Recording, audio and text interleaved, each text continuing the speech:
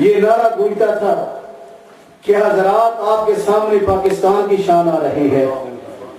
تو اب آپ کے سامنے تشریف فرما ہے کہ مشرق و مغرب کہاں کہاں اللہ نے آپ نے محبوب کی عزت کے ڈنکے بجائے ہیں کی زبان سے، اور اولیاء اللہ کی تعریفات سنوائی ہیں.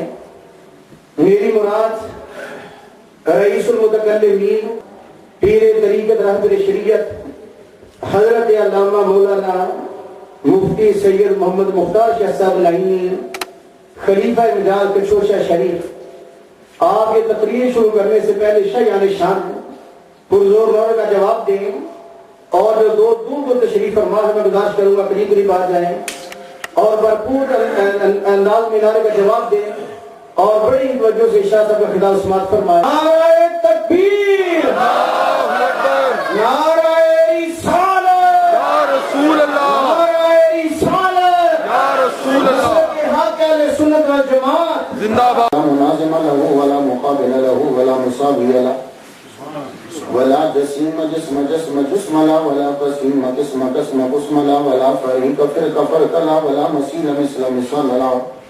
ونشهد ان لا اله الا الله وان ربوبيته وملوكيته وملكه وملكه وملكه وشمسه وقمره وارضه وسمكه وسماءه وحده مهرا ومبرا ومنزا ومؤلى بالجلال وحده من يشرك به في ذاته وعاداته وحياته وصفاته والوانه وكلامه متفردا متفكرا متنبرا متنصرا وعليه اللعنة والوبال. ونشهد ان سيدنا وسيد ساداتنا وسيد رفعاتنا وسيد جماعاتنا وسيد لطافاتنا ونورنا ونور ديننا ونور دنيانا ونور آخرنا ونور صدورنا ونور قبورنا وجميلنا واجملنا وشفيقنا واشفاقنا وكريمنا واكرمنا ورفيقنا وارفقنا واميمنا وامامنا وغوثنا ومغيثنا وعيسنا وغياثنا وعوننا ومعيننا وعيننا وعياننا ومرجانا ومابانا ومولانا محمد صلى على محمد وعلى آل محمد صلى على حال محمد صلى على قال محمد صلى على منال محمد صلى على جمال محمد صلى على جلال محمد صلى على قبال محمد صلى على معال محمد صلى على نوال محمد صلى على نقل فضل وصل يسر محمد صلى على بيان قرآن فنقان عثمان بن عفان محمد صلى على جفون جفان محمد صلى على محمد وعلى آل محمد كما صليت على إبراهيم وعلى آل إبراهيم إنك حميد مجيد. أعوذ بالله السميع العليم العظيم الحفيظ الوجه الكريم وسلطانه القديم من الرجس الخبيث المخبث الشيطان اللعين الرجيم وقبيله ونفخه ونفسه وهمزه. بسم الله الرحمن الرحيم. فلا تطع الكافرين وجاهدهم به جهادا كبيرا. صدق الله مولانا العلي العظيم وبلغنا رسوله النبي الكريم ونحن على ذلك لمن الشاهدين والشاكرين والحمد لله رب العالمين. ان الله وملائكته يصلون على النبي يا ايها الذين امنوا صلوا عليه وسلموا تسليما. اللهم صل على سيدنا مولانا محمد المعدن الفوز والكرم عليه وبارك وسلم. ایک مرتبہ پہلے سے بھی بلا نواز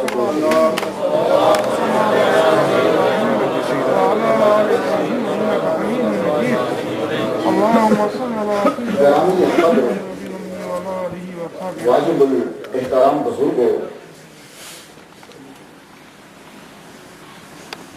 خصوصی طور پر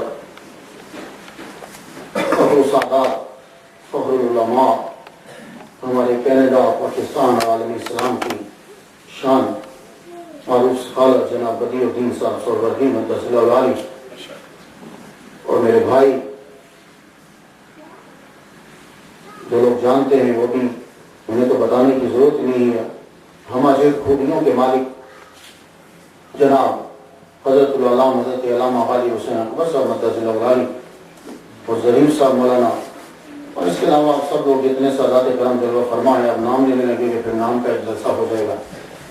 اللہ تعالیٰ کا بڑا احسان ہے ہم پر کہ جس نے ہمیں اشرف المخلوقات انسان پیدا فرما. اشرف المخلوقات انسان پیدا فرما کے اپنے پیارے محبوب طالب و مطلوب آقا نامدار مدنی تاجدار تاجدار ارب و عجم فخر بنی آدم و آدم ہادی و سبول خیر رسول احمد مصطفیٰ محمد مصطفیٰ صلی اللہ علیہ وسلم سے پیدا فرمایا. آپ سے بہت پرانی شناسائی ہے بعض دفعہ تو ایسا ہوا کہ ملک صاحب نے ہمیں 3 دفعہ بلا لیا ایک ہی مہینے میں. تو اب کافی وقفے کے بعد حاضر ہوا ہوں اور ماشاءاللہ آپ کا ایک ذوق میں نے دیکھا ہے کہ ٹاپک کو چنتے ہیں اور پھر اسے سنتے ہیں. بعض لوگ چنتے تو ہیں سنتے نہیں. آپ چنتے ہیں اور سنتے ہیں. پرسنالٹی کے اوپر بولنا اور سننا دونوں انتہائی مشکل کام ہے. جو بات ہے کہ اگر آپ نے مولوی کو پھنسانا ہو تو اس کو کہو کہ فلاں بندے کے اوپر تقریر کر دی وہ بن جائے. کیوں؟ آپ لوگ عادی ہوتے ہیں کرامتے اور معجزے سننے کے. لیکن آپ اس مجموعے کو میں نے دیکھا کہ میں نے اسی جگہ پر 2009 میں کینیڈا کے اندر اعلیٰ حضرت عظیم البرکت شاہ مرزا خان بریلوی رحمۃ اللہ علیہ پر ایک ڈیٹیل کے ساتھ گفتگو کی. میں ایک ماحول اور پوری مکمل گفتگو اور آپ نے سماعت کی. ساجد شاہ صاحب نے مجھے کہا کہنے کہ بہت لطف آیا تھا. تو ہم سب ولیوں کو مانتے ہیں. ہم جتنے غوث ہیں انہیں مانتے ہیں. جتنے اقطاب ہیں انہیں مانتے ہیں. جتنے ابدال ہیں انہیں مانتے ہیں. جتنے اصحاب ہیں انہیں مانتے ہیں. جتنے انبیاء ہیں انہیں مانتے ہیں. جتنے رسول ہیں انہیں مانتے ہیں. جتنے مجدد ہیں اہل سنت ہم سب کو مانتے ہیں. تو یہ نہیں کہ اگر ایک کا ذکر ہے اہل سنت کے مجدد کا اور دوسرے کا انکار ہو رہا ہے, ایسا نہیں. لیکن گفتگو جو ہے وہ آپ کو بہت دھیان سے سننا ہے. جیسا کہ آپ نے سن لیا کہ 100 کے بعد تو آتا ہی آتا ہے. جن کی یاد میں آج جلسہ ہے یہ ایسا مجدد ہے کہ 1000 کا بھی حصہ شامل ہے اور 100 کا بھی حصہ شامل ہے. اب سوچئے کہ قوت ان کی کتنی ہوگی. اب قوت کتنی ہے یہ سن لیجئے کہ اگر یہ آدمی ہاں کر دیتا تو مغل سلطنت اکبر بادشاہ کے بعد ختم ہو جاتی. ہندوستان کے اندر پھر اگر بادشاہ چلتی تو مجدد الفسانی کے بیٹوں میں چلتی. یہ جملہ آپ کے لیے کافی ہے, میں اسٹارٹ یہیں سے لینا چاہتا ہوں کہ اگر یہ آدمی ہاں کر دیتا, مجدد الفسانی ہاں کر دیتے تو اکبر بادشاہ کے بعد پھر اور کوئی ہندوستان کا بادشاہ نہ ہوتا. اکبر بادشاہ کے بعد دوسرا بادشاہ پورے ہندوستان کا مجدد الفسانی ہوتے اور ان کے بعد ان کی نسل اور خلفاء چلتے. تو انہوں نے کہا ہمیں یہ تاج نہیں چاہیے, یہ تخت نہیں چاہیے, نبی کے قدموں کے اندر جگہ چاہیے. اب ایسے بندے کو سننے کے لیے حاضر دبانی چاہیے. لیکن اب مجھے ماحول بنانا پڑے گا کہ رب نے جس کو علامہ غالب صاحب کہہ رہے ہیں کہ 1000 اور 100, یہ 1000 کا کیا چکر ہے. اور سن لیجئے اعلیٰ حضرت عظیم البرکت شاہ مرزا خان بریلوی رحمۃ اللہ علیہ نہ ہوتے تو نبی کا عشق ختم ہو چکا ہوتا, مجدد الفسانی نہ ہوتے تو دین ہی ختم ہو چکا ہوتا. کیا بات ہے, جواب رکھیے گا, دین ہی ختم ہو چکا ہوتا. مختار دین ہی ختم ہو چکا ہوتا. تو سن لو, اعلان ہو گیا مسجد میں کوئی اذان نہیں دے گا. اب مجدد الفسانی آنے لگے ہیں لیکن مجھے پہلے بہت بتانا ہے. اذان کوئی باہر اذان نہیں دے گا. بادشاہ کے دربار میں مسجد نہیں بنے گی. آپ سنتے جاؤ اس مجدد نے آگے کیا کیا ہے. بادشاہ کے دربار میں مسجد نہیں تھی. آدھی رات کو کھڑا ہو کے بادشاہ سورج کی پوجا کرتا تھا.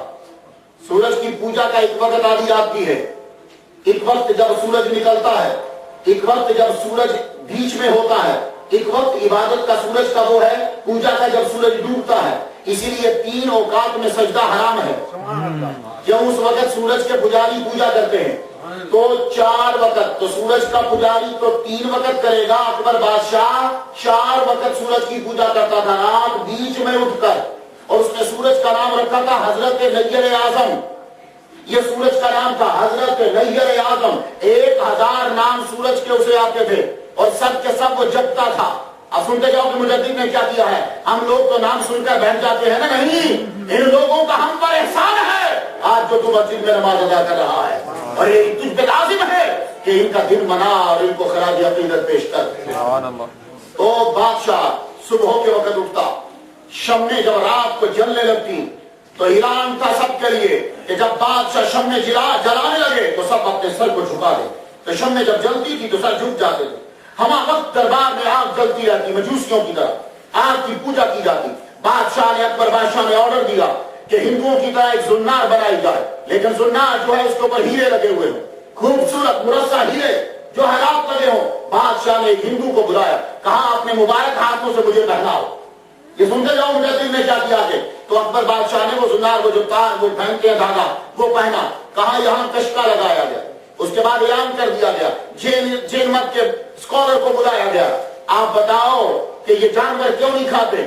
اس نے ایسے عقلی دلائل دیے۔ اکبر بادشاہ نے اعلان کیا آج کے بعد ویجیٹیرین ویجیٹیبل شروع ہوگی، دربار کے اندر گائے کا گوشت حرام، یہ اعلان کر دیا گیا۔ اس کے بعد دربار کے اندر جتنے ملا تھے ان میں دو مولوی تھے، ابو الفضل اور اس کا بھائی فیضی، یہ دونوں بیٹے ہیں مبارک کے۔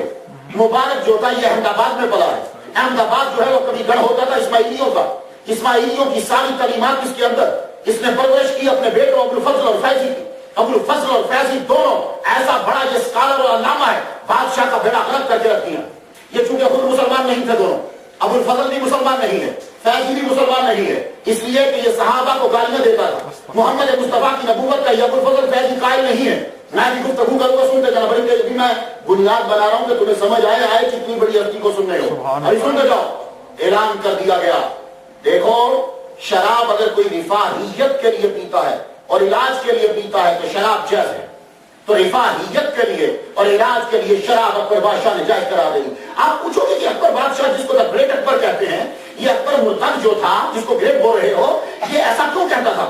اس لیے ابو الفضل فیضی نے اور دربار کے تمام ملا نے، جن میں قاضی ابراہیم شامل ہے، جس میں حاجی عبدالسمی شامل ہے، یہ سارے کے سارے لوگ شامل ہیں، انہوں نے اعلان کیا کہ امام عادل جو ہوتا ہے وہ مطلقاً مجتہد سے افضل ہوتا ہے۔ یہ جب اعلان ہوا کہ وہ مجتہد سے افضل ہوتا ہے تو بادشاہ نے کہا جب میں مجتہد سے افضل ہوں تو میرا حکم جو ہے وہ قرآن کے حکم کے برابر ہے، اور اگر کبھی بادشاہ حکم قرآن کے الٹ دیے تو بادشاہ کا حکم مانا جائے گا، قرآن کو چھوڑ دیا جائے گا۔ سنو ان مجددوں کا ہم پر احسان۔ اب جب یہ ہوا تو حکم جاری ہو گیا، سنو مامے کے گھر شادی کرنا ناجائز۔ سنتے ہیں نا، ابھی سنتے گئے نا، مجھے ابھی میں مجدد تک پہنچا نہیں، ابھی میں محمد کے مجدد کو بھیجا کیوں؟ مامی کے گھر شادی نہیں ہو سکتی، چاچے کی بیٹی سے شادی بیٹے سے نہیں ہو سکتی، خالہ کی بیٹی اور بیٹے سے شادی نہیں۔ تمہارا امریکہ اور کینیڈا کیا کہتا ہے؟ یہی تو کہہ رہے ہیں نا کہ کزنز میں شادی نہ کرو۔ تو اکبر بادشاہ نے کیا کہا تھا؟ کزن میں شادی نہ کرو۔ وہ کیوں؟ یہ بہت بڑی سازش ہے کہ کزنز میں شادی نہ کرو۔ بیماری جب آنی ہے تو ویسے ہی آ جانی ہے۔ اب کون سی تم بڑے شفا یاب ہو؟ اب بڑے شفا یاب ہو، بیماری اب بھی آ رہی ہے۔ اگر رشتہ داری سے نہیں آ رہی تو دوسری طرف سے بازاری سے آ رہی ہے، بیماری تو آ رہی ہے۔ یہ چھوڑ دیں، یہ مجھے نہ چٹ پڑو کہ بیماری آتی ہے۔ میں بھی کچھ نہ کچھ تو سمجھتا ہوں، بدی الدین صاحب کے پاکستان کے لیکچر بھی سن چکا ہوا ہوں۔ ابھی ہمیں یہ نہیں کہا یہ سازش ہے۔ کیوں؟ جب تم پھوپھی کے گھر شادی کرو گے، جب تم مامی کے گھر شادی کرو گے، جب تم چاچا کے گھر شادی کرو گے تو طلاق کی ریشو کم ہو جائے گی، کیونکہ رشتہ بنے گا اور صفات اور کثرتیں آئیں گی۔ تو یہ ڈر ہے دنیا کو کہ کہیں مسلمان اس طرح سے مضبوط نہ ہو جائیں۔ ان کو بولو کہ یہاں رشتے مت کرو، اس لیے کہ بیماری آتی ہے۔ بیماری جہاں سے آنی ہے وہ آئی جانی ہے۔ اگر بیماری ہی آنی ہوتی تو میرا نبی کبھی بھی فاطمہ کا رشتہ علی کو نہ دیتا۔ یہ ایسا کبھی نبی جو میرے نبی سے بڑھ کر حکیم کوئی نہیں ہے۔ ہم یتیم نہیں ہے، کیا دل میں رہنے والوں، ہم یتیم نہیں ہے۔ علم بھی ہے، علم بھی ہے، کتابیں اپنی، ریسرچ بھی اپنی ہے۔ اس لیے تم اپنے آپ کو یتیم مت سمجھا کرو۔ تم اپنے آپ کو یہ نہ سمجھو کہ کتابیں نہیں ہیں، یہ نہ سمجھو کہ علم نہیں ہے، یہ نہ سمجھو کہ ریسرچ نہیں ہے، یہ نہ سمجھو کہ تحقیق نہیں ہے۔ ہر شے تمہارے پاس ہے، بلکہ نہیں، توجہ نہیں ہے۔ بس وہ ہم مانتے ہیں، جس دن تم نے توجہ دی ہر شے، ہر دروازے تم پہ کھل جائیں گے۔ تو بادشاہ نے اعلان کیا کہ کزنز میں شادی نہیں ہوگی، یہ اس کا اعلان تھا، کزنز میں شادی منع۔ اور اعلان کر دیا گیا کہ سنو کلمہ جب پڑھا جائے تو کیسے پڑھا جائے؟ لا الہ الا اللہ محمد الرسول اللہ اکبر خلیفۃ اللہ۔ یہ کلمہ اکبر بادشاہ نے جاری کر دیا۔ اس سے جتنے مرید تھے 19 مشہور تھے، باقی کچے پکے تھے۔ ٹوٹل اس پیر کے 19 مرید تھے اور باقی کچے پکے، بڑھتے کم ہوتے رہتے تھے۔ تو کلمہ پڑھا جاتا تھا لا الہ الا اللہ نعوذ باللہ اکبر خلیفۃ اللہ، یہ پڑھا جاتا، اس کو خلیفۃ اللہ بنا دیا گیا۔ اس کے بعد اعلان کر دیا گیا سنو صحابہ کرام پہ جب ڈسکس ہوتی تو انتہائی برے، سب سے مین ٹاپک دربار کا یہ تھا، چلو بھائی آج ابو الفضل فیضی شروع کر بکواس۔ یہ دونوں مرتد بکواس شروع کرتے، کہاں سے شروع کرتے؟ نبیوں کی گستاخی سے شروع کرتے۔ کس نبی سے کیا مسٹیک ہوئی؟ ابو الفضل عالم تو تھا، تو عالم ہونا کوئی فخر کی بات نہیں ہے۔ توجہ صحیح بات سنا، عالم ہونا فخر کی بات نہیں ہے۔ سب سے بڑا عالم شیطان ہے، فخر کی بات یہ ہے کہ نبی کے آگے جھکا کون ہے؟ عالم ہونا فخر کی بات نہیں ہے، نبی کا ادب کرنے والا یہ اس کے لیے فخر ہے کہ میں نے ادب کیا ہے۔ تو عالم بڑا تھا، جانتا تو تھا۔ اب گفتگو دربار میں شروع ہوتی، فلاں نبی کی یہ مسٹیک، فلاں نبی کی یہ مسٹیک، فلاں نبی کی نعوذ باللہ یہ مسٹیک، اور یہ بڑا پسندیدہ۔ اور جب کسی کو دربار میں گالی دینی ہوتی تو معلوم ہے کیا لفظ یوز کرتے تھے؟ سارے ملا بیٹھے، کچھ اس میں راشی ہیں، کچھ ان ملاؤں میں شرابی ہیں۔ شیخ الاسلام کا اپنا بیٹا شراب کے نشے میں کود کے مر گیا، وہ دربار میں بیٹھتا تھا، شراب وہ پیتا تھا۔ اب سنتے یہ کر رہا تو سارے بیٹھے ہوتے، تو اگر کسی کو گالی دینی ہوتی تو وہ کیا کہتے؟ او فقیر۔ اس کو فقیر کہہ کے اس کا مطلب ہوتا تھا گالی۔ تو فقیر کا لفظ بطور گالی اکبر بادشاہ کے دربار میں استعمال کیا جاتا تھا۔ یہ چیزیں جب شروع ہونے لگیں تو اب اللہ تعالیٰ نے کیا کیا، اور بادشاہ کی جانب سے آرڈر جاری ہو گیا۔ قاضی ابراہیم ایک دن آیا، حاجی ابراہیم، اس نے آ کر بادشاہ کو ایک حدیث سنائی۔ حدیث بیان کرنا آسان ہے، حدیث کو سمجھنا مشکل ہے۔ اس لیے ہم سب لوگ امام اعظم کے مقلد ہیں، امام بخاری کے مقلد نہیں ہیں۔ حدیث بیان کرنا آسان ہے، حدیث کو سمجھ کر بیان کرنا یہ بڑا مشکل ہے۔ کیا رکھیے گا، حدیث تو تم بھی سارے محدث بیٹھے ہو، انٹرنیٹ پہ ساری حدیثیں ہیں تو بیان کرو محدث ہو، لیکن امام اعظم نہیں بن سکتے، کیونکہ حدیث کو پڑھ لینا آسان ہے، بیان کر دینا آسان ہے، اس سے مسئلے کو سمجھنا یہ خدا جب عطا کرتا ہے تبھی آتا ہے۔ یہ بات یاد رکھیے۔ تو یہ آج کل کیوں مسئلہ کھڑا ہوا؟ ایک بندہ انٹرنیٹ پہ گیا، حدیث اس نے پڑھی، جی لا صلاۃ الا بفاتحۃ الکتاب، بولے میں صاحب فاتحہ تو نہیں پڑھنے دیتے، میں انٹرنیٹ سے پڑھ کر آیا، گوگل زندہ باد، تو مجھے کیوں نہیں پڑھنے دیتے؟ تو اللہ کے بندے، جس بندے نے 20 سال لگائے ہیں، جس بندے نے پوری زندگی لگا دی ہے، تو کیا سمجھتا ہے کہ اس نے اس حدیث کو نہیں پڑھا ہوگا؟ کیا اس حدیث کو نہیں سمجھتا؟ امام اعظم اس حدیث کو نہیں سمجھتے؟ نہیں۔ تو یہی مسئلہ ہے، حدیث کو پڑھ لینا اور حدیث کو سمجھنا یہ بڑا مشکل ہوتا ہے۔ تو حدیث اس نے آ کر بیان کی کہ حضور صلی اللہ علیہ وسلم کے سامنے ایک صحابی کا بچہ ہے، یہ اکبر بادشاہ کے دربار میں حدیث بیان ہو رہی ہے۔ مجھے چونکہ حضرت مجدد غسانی کی بارگاہ تک جانا، اس لیے میں ان پہ ڈسکس نہیں کر رہا۔ آگے کہنے لگا ابراہیم اکبر بادشاہ سے، جس کو آج کل بڑا کبریٹ اکبر کہتے ہیں، کہنے لگا کہ حضور کی بارگاہ میں ایک صحابی آئے اپنے بچے کے ساتھ، تو صحابی جو ہے ان کی داڑھی نہیں تھی، تو کیا کیا گیا کہ حضور نے فرمایا کہ یہ شکل جنتیوں کی ہے۔ اب وہ مولوی اپنی بات کر کے، مولوی نہیں کرا چاہیے، ملا اپنی بات کر کے سائڈ پہ ہو گیا۔ اکبر بادشاہ نے حدیث کو سمجھ لیا اور اعلان کر دیا، آج کے بعد کوئی میرا مرید داڑھی نہ رکھے۔ تو یہ کس کی خرابی تھی؟ اکبر کی خرابی نہیں ہے۔ اکبر بادشاہ تو صرف 13 سال کی عمر میں بادشاہ بن گیا، 13 ایئرز اولڈ ہے، اور وہ بادشاہ بن گیا۔ اس کو کوئی علم نہیں اس نے پڑھا، کسی دربار، کسی وہ مکتب میں نہیں گیا، پہلے وہ کبوتر بازی کرتا رہا، اس کے بعد وہ کتے لڑاتا رہا، اس کے بعد وہ گھوڑے دوڑاتا رہا، اس کے بعد وہ باز لڑاتا رہا۔ یہ 4 اکبر بادشاہ کے بچپن کے شوق ہیں، ان چاروں یہی اس کے پاس نالج تھا۔ 13 سال کی عمر میں وہ بادشاہ بن گیا ہے۔ اب اس کو خراب کرنے والے کون ہیں؟ یہ جو اس کے دربار میں ملتا تھے، خود ان کا اپنا مذہب کوئی نہیں تھا۔ اور ایک بات یاد رکھنا، یہ بڑے دھیان سے میرے جملے سنیے گا، جو بھی بد مذہب ہوگا، باطل مذہب ہوگا، وہ کیا کرے گا؟ وہ اپنا مذہب ٹکا کے بیان کرے گا، لیکن تمہیں یہ کہے گا کہ لڑائی کیوں کر رہے ہو؟ اس سے فائدہ، اس سے اثر کیا ہوگا کہ آپ لوگوں کا مذہب ختم ہو جائے گا اور اس کا مذہب پھیلنے لگ جائے گا۔ اب مجھے بتائیے کہ اکبر بادشاہ کے دربار میں جتنے لوگوں نے بھی گفتگو کی ہے، کیا انہوں نے اکبر بادشاہ کو اپنے مذہب پر رہنے دیا؟ نہیں۔ کون سے مذہب کی چیزوں کو لاگو کیا؟ جو اس کے اپنے مذاہب تھے ان کے۔ تو اس لیے ان چیزوں کو سمجھو۔ آج کے دور میں بھی لوگ آتے ہیں تو وہ تمہیں یہی کہتے ہیں، جناب یہ مت بولو، جناب یہ مت بولو، جناب یہ مت بولو۔ تو پوچھے کیا بولے؟ ارے جو ہم بولتے ہیں وہ بولو، تو وہ اپنا بولی بولے گا تو تمہارے دین کو وہ ختم کر دے گا۔ اس لیے اپنے ایمان کو مضبوط کیجئے۔ تو جب یہ چیزیں ہوئیں تو پروردگار عالم نے پھر مجدد کو بھیجا۔ اب ایسا مجدد آئے کہ جو اکبر بادشاہ سے ٹکر لے، اکبر بادشاہ کے ساتھ مجوسی، اکبر بادشاہ کے ساتھ ہندو، اکبر بادشاہ کے ساتھ دوسری سارے مذاہب کے لوگ، اکبر بادشاہ کے ساتھ ایران، اکبر بادشاہ کے ساتھ باقی مذاہب کے لوگ، اکبر بادشاہ کے ساتھ سارے سلطنت اس کے پاس۔ اب وہ آئے کہ جو عمر کا بیٹا ہو، سبحان اللہ۔ اب وہ آئے کہ جو عمر جیسی پاور رکھے، کہ جس کے نام سے کانپ جائیں، مجدد الفسانی جس جگہ پیدا ہوئے اسے سرہند کہتے ہیں، آج کل وہ سکھوں کے پاس ہے۔ شاہ کمال رحمۃ اللہ علیہ سرہند پہنچے تو شیخ مخدوم بچے کو لے کر آئے کہ بچہ بڑا بیمار ہو گیا ہے، اسے دم کر دیجیے۔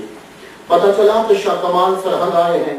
بزرگوں کے پاس دم کروانا پرانی ریت ہے، اعلی حضرت سے شروع نہیں ہوئی، بڑی پرانی ہے، یہ آج کی بات نہیں ہے، بڑی پرانی ہے۔ تو شیخ احمد سرہندی جنہوں نے بدعتوں کو ختم کر دیا اور سنت کو ابھارا، اٹھایا ہوا ہے یوں باپ نے، تو جو ہی ولی کامل کے سامنے لے کر آئے شاہ کمال اپنی جگہ سے کھڑے ہو گئے۔ کہا حضور بچے کے احترام کے لیے کھڑے ہو، کہنے لگے یہ بچہ نہیں ہے، یہ بڑا ہو کر آفتاب روحانیت ہے، بڑا ہو کے یہ چمکے گا اور اس کی روشنی چاہتا کے عالم میں کرے گا۔ آپ نے دم کیا اور باپ سے کہا جاؤ زندگی میں فکر چھوڑ دو، یہ بچہ بیمار ہوا ہے، پریشان مت ہو، دنیا سے جاتا نہیں، رب نے اس سے بڑے کام لینے ہیں۔ آپ بڑے ہوئے 7 سال کی عمر میں مجدد الفسانی رحمۃ اللہ علیہ نے قرآن مجید حفظ کر لی۔ خوش نصیب کو تمہارے بچے غالب صاحب سے حفظ کر رہے ہیں، یہ بڑے لوگوں کی علامت ہوتی ہے۔ قرآن حفظ کیا 7 سال کی عمر میں، حفظ کرنے کے بعد حفظ کو محفوظ کرنا ہوتا ہے۔ پڑھوں کہاں؟ سیالکوٹ پہنچے، وہاں پڑھا جہاں سے آپ کا مولوی غالب حسین پڑھ کر آئے۔ یہ بھی سیالکوٹ کے پڑھے ہیں اور مجدد الفسانی بھی سیالکوٹ میں تھا، پاکستانی ہوتا تھا لیکن سیالکوٹ ہوتا تھا۔ سیالکوٹ تشریف لائے، یہاں سارے علوم پڑھے، ہمارے ولی جاہل نہیں ہوتے، قرآن کے عالم ہوتے ہیں، حافظ ہوتے ہیں، حدیث کو جانتے ہوتے، انہیں نبی کی سنن کا علم ہوتا ہے۔ مجدد الفسانی نے سیالکوٹ میں مروجہ علوم پڑھنے کے بعد اب واپس چلے، پتہ چلا کہ دلی مرکز ہے، سارے مولوی دلی میں جمع ہوتے ہیں۔ مجدد الفسانی 17 سال کی عمر اور دلی بڑھا ہوا بڈھے ملاؤں سے، دین خراب ہو گیا۔ ملا خود اس کے سارے کے سارے ملا جتنے ہیں وہ، بادشاہ وہ، عوام وہ، وحدت الوجود کی انتہائی بگڑی ہوئی شکل صوفیوں میں نظر آ رہی۔ کوئی صوفی چند چھوڑ کر صوفی سے ہی نہیں، ہر ایک نے وحدت الوجود کو بگاڑ کے رکھ دیا۔ دلی پہنچے، 17 سال کی عمر ہو، تصور کرو کہ کیا حال ہوگا۔ دلی اس وقت مرکز ہے۔ آپ جب پہنچے تو محفل میں وہاں پہنچے جہاں سب ملا بیٹھتے، ابو الفضل آیا، فیضی بھی آیا، دونوں بھائی۔ آپ نے ایسی گفتگو کی کہ دونوں یہ ملا متاثر ہوئے، کہنے لگے کہ اس کو بھی اپنے گینگ میں شامل کرو، اس بندے کے پاس علم بڑا ہے، شامل کر لیا۔ روز محفل جمتی، ابو الفضل فیضی روز آتا، روز گفتگو جمتی۔ ایک دن امام غزالی پہ گفتگو چلی، ابو الفضل نے بکواس کیا امام غزالی کے اوپر رحمۃ اللہ علیہ۔ مجدد الفسانی کے جب پہلے قہر اور پہلا غضب ہے، کہنے لگے ابو الفضل آج تو تم نے امام غزالی کے بارے میں جملے بولے ہیں، ایسا مت بولنا، اور اگر تو بولے گا تو میری محفل میں دوبارہ مت آنا، میں تجھ سے گفتگو نہیں کروں گا۔ ابو الفضل عام ملا نہیں ہے، اکبر بادشاہ کا رائٹ ہے۔ کیا سمجھتے ہو کہ اس کو اس طرح گفتگو کرنا اپنے آپ کو مصیبت میں ڈالنا نہیں ہے؟ حل، لیکن فرمایا ابو الفضل سمجھ گئے نہیں، اسے چھوڑنا نہیں، معافی مانگی، حضور آئندہ کبھی امام غزالی رحمۃ اللہ پہ گفتگو نہیں ہوگی، میں کوئی جملہ نہیں بولوں گا۔ کچھ دنوں کے بعد پھر گفتگو چل پڑی فلسفے پہ، گفتگو چلی تو فرشتوں پہ چل پڑی۔ اکبر بادشاہ فرشتوں کو نہیں مانتا، فرشتوں کا منکر، معجزات کا منکر اور کرامتوں کا منکر، معراج کا منکر، سورج کے یہ چاند کے ٹکڑے ہونے کا منکر، یہ ساری چیزیں انہی مدعاؤں سے چلی تھی اس کی طرف۔ گفتگو چلی تو ابو الفضل کے منہ سے نکلا کہ فرشتے آسمان کو کیسے کراس کر کے آ سکتے ہیں؟ یہی بات اس نے اکبر بادشاہ کو بھی سمجھائی کہ یہ جو کہتے ہو کہ آسمان کو کراس کرتے ہیں فرشتے اور نیچے آتے ہیں، تو کراس کرنے کے لیے پھٹنا ضروری ہوتا ہے، اور آسمان کے لیے پھٹنا نہیں ہے، تو فرشتے کیسے آتے ہیں؟ یہ ابو الفضل نے جب تھوڑا سا ٹچ دیا تو مجدد الفسانی فرمانے لگے جس طریقے سے شیشے میں سے نظر گزر جاتی ہے اور اس کے لیے پھٹنا نہیں ہے، اس طرح آسمان کے لیے بھی پھٹنا نہیں ہے اور فرشتے گزر جاتے ہیں۔ لیکن یہ جملہ تو معلوم ہے، اگلا جملہ اس نے بڑا خطرناک بولا۔ ابو الفضل کہنے لگا، مرتض کہتا ہے کہ پھر یہ کس طرح پتہ چلے گا کہ وہ فرشتہ اس بندے کے پاس آیا ہے؟ نام نہیں لیا لیکن نبی کی نبوت پر اٹیک کر گیا۔ یہی وجہ ہے کہ اکبر بادشاہ کہا کرتا تھا قرآن مخلوق ہے، قرآن متواتر نہیں ہے، اور یہ الہامی کلام ہے، یہ ثابت کرنا محال ہے، یہ اکبر کہا کرتا تھا۔ آپ یہ جملے سنتے جائیے، تو جب اس نے ابو الفضل نے یہ کہا مجدد الفسانی کی بارگاہ میں کہ کیسے پتا چلے گا کہ فرشتہ اس کے پاس آیا ہے اسی کے پاس، تو مجدد الفسانی کہنے لگے سن، تجھے کیسے پتا چلا کہ فاریابی اور ابن سینا یہ جو ہیں وہ سینا جو ہیں یہ حکیم تھے؟ کہنے لگا ابو نصر کی میں نے کتابیں پڑھی، میں ان کی کتابیں پڑھی تو مجھے پتا چلا کہ یہ حکیم ہیں۔ تو مجدد الفسانی کہنے لگے جب تو نے ان دو کی کتابیں پڑھی تو تجھے پتا چلا یہ حکیم ہے، تو ہم نے جب قرآن پڑھا تو پتا چلا کہ ابراہیم محمد کے پاس بلایا ہے۔ اللہ اکبر، یا رسول اللہ۔ قرآن کا لفظ بتاتا ہے کہ محمد صلی اللہ علیہ وسلم کے پاس جبریل آئے ہیں اور سن ابو الفضل، آج کے بعد میری محفل میں تم مت آنا، اب میں تیرے رب میں رسالہ لکھوں گا۔ آپ اس کے بعد آپ نے نبوت کے اس بات پر مجدد الفسانی نے رسالہ لکھا۔ تو دلی سے آپ اب چلے واپس سرحان شریف آئے، کہنے لگے دل نہیں لگتا، یہاں کے ملا خراب ہو گئے، جو نبی کا ادب نہیں کرتا ان کے پاس کیا رہنا۔ واپس تشریف لا رہے، تھان سیر سے گزرنے لگے، تھان سیر کا شیخ سلطان کو رات کو میرے نبی خواب میں آئے، فرمانے لگے میرا نائب آ رہا ہے، جب تیرے شہر سے گزرے اسے روک لینا اور جیت بھر کے اس کی خدمت کرنے لگا، اور جب جا رہا ہو تو بیٹی کا رشتہ دینا۔ یہ شیخ سلطان تھانسیر کے وہ جب اس نے رستے میں ہی بٹھا دیے بندے کہ جہاں سے جب قافلہ گزرے تو اس شکل کا لڑکا جب گزر رہا ہو تو روک لینا۔ مجدد الفسانی واپس رہن جا رہے ہیں تو رستے میں تھانسیر میں روک لیا گیا، حضور آپ ہمارے گھر چلیں گے؟ تو میں نے ٹھیک ہے چلتے ہیں، گئے خدمت کی کچھ دن۔ جب وہ جانے لگے تو حضور ایک عرض کی اور سید الانبیاء کی جانب سے اشارہ ہے کہ اپنی بیٹی میں آپ کے عقد میں دوں۔ تو جو اچھے بچے ہوتے ہیں نا وہ یہی کہتے ہیں جو مجدد الفسانی نے کہا مجھے منظور ہے پر ابا جب تک نہیں کہیں گے میں ہاں نہیں کر سکتا۔ یہ اچھے بچوں کی نشانی ہوتی ہے، اس لیے میں کہا کرتا ہوں اپنے بچوں کو یہ سٹوری ضرور سنایا، گھر کے اندر ضرور سنڈریلا کی سٹوری نہ سنایا کرو، ہمیں نہیں ملی آج پتہ نہیں کہاں لے گیا، ڈزنی لینڈ تک گئے نہیں، وہ بچہ پاگل ہو کے مر جاتا ہے، سٹیزن شپ ہو گیا، پورا کیا سنڈریلا نہیں، یہ ملے گی بھی نہیں۔ اس کو مجدد الفسانی کا رستہ بتاؤ، اسے اعلیٰ حضرت کا رستہ بتاؤ، اسے میرے نبی کا رستہ بتاؤ، صحابہ کے رستے بتاؤ، یہ مل بھی جائیں گے۔ نعرہ تکبیر، اللہ اکبر، نعرہ رسالت۔ ہم لوگ اپنے بچوں کو یہی یاد کرا رہے ہیں بس، اور ان کو یہ چیزیں ملی بھی نہیں۔ کاش کے نبی کے قدموں تک پہنچا دیتے، ہر شے انہیں مل جاتی۔ محمد مصطفیٰ صلی اللہ علیہ وآلہ وسلم کے حکم کے مطابق آپ کا نکاح شیخ سلطان کی بیٹی سے ہو گیا۔ اب شیخ سلطان نے اتنا جہیز دیا، آپ نے پرانی حویلی کو چھوڑا، نئی حویلی بنائی گئی، نئی حویلی کے اندر شیخ احمد سلامتی رہنے لگے۔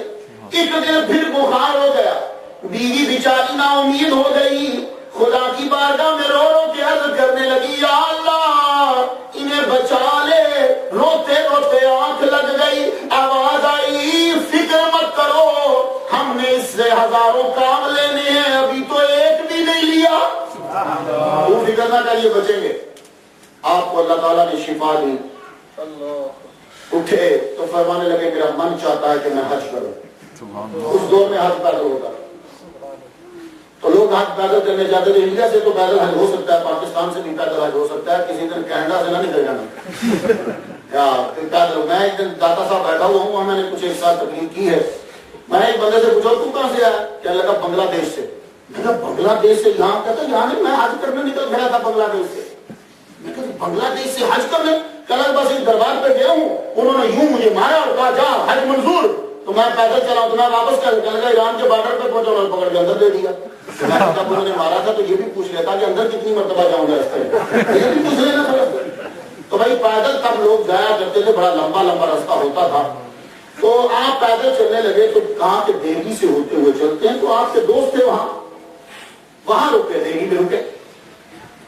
دہلی میں جب رکے گفتگو چلی، میں جب غالب صاحب کے پاس آتا ہوں فلاں مسئلہ فلاں مسئلہ فلاں مسئلہ، میں بدی الدین صاحب کے پاس بیٹھا فلاں مسئلہ فلاں مسئلہ فلاں مسئلہ، نظام شاہ صاحب کے پاس بیٹھا فلاں مسئلہ فلاں مسئلہ فلاں مسئلہ، مولوی جب مولوی کے پاس بیٹھے فلاں مسئلہ یا فلاں آدمی، گفتگو جب چل پڑی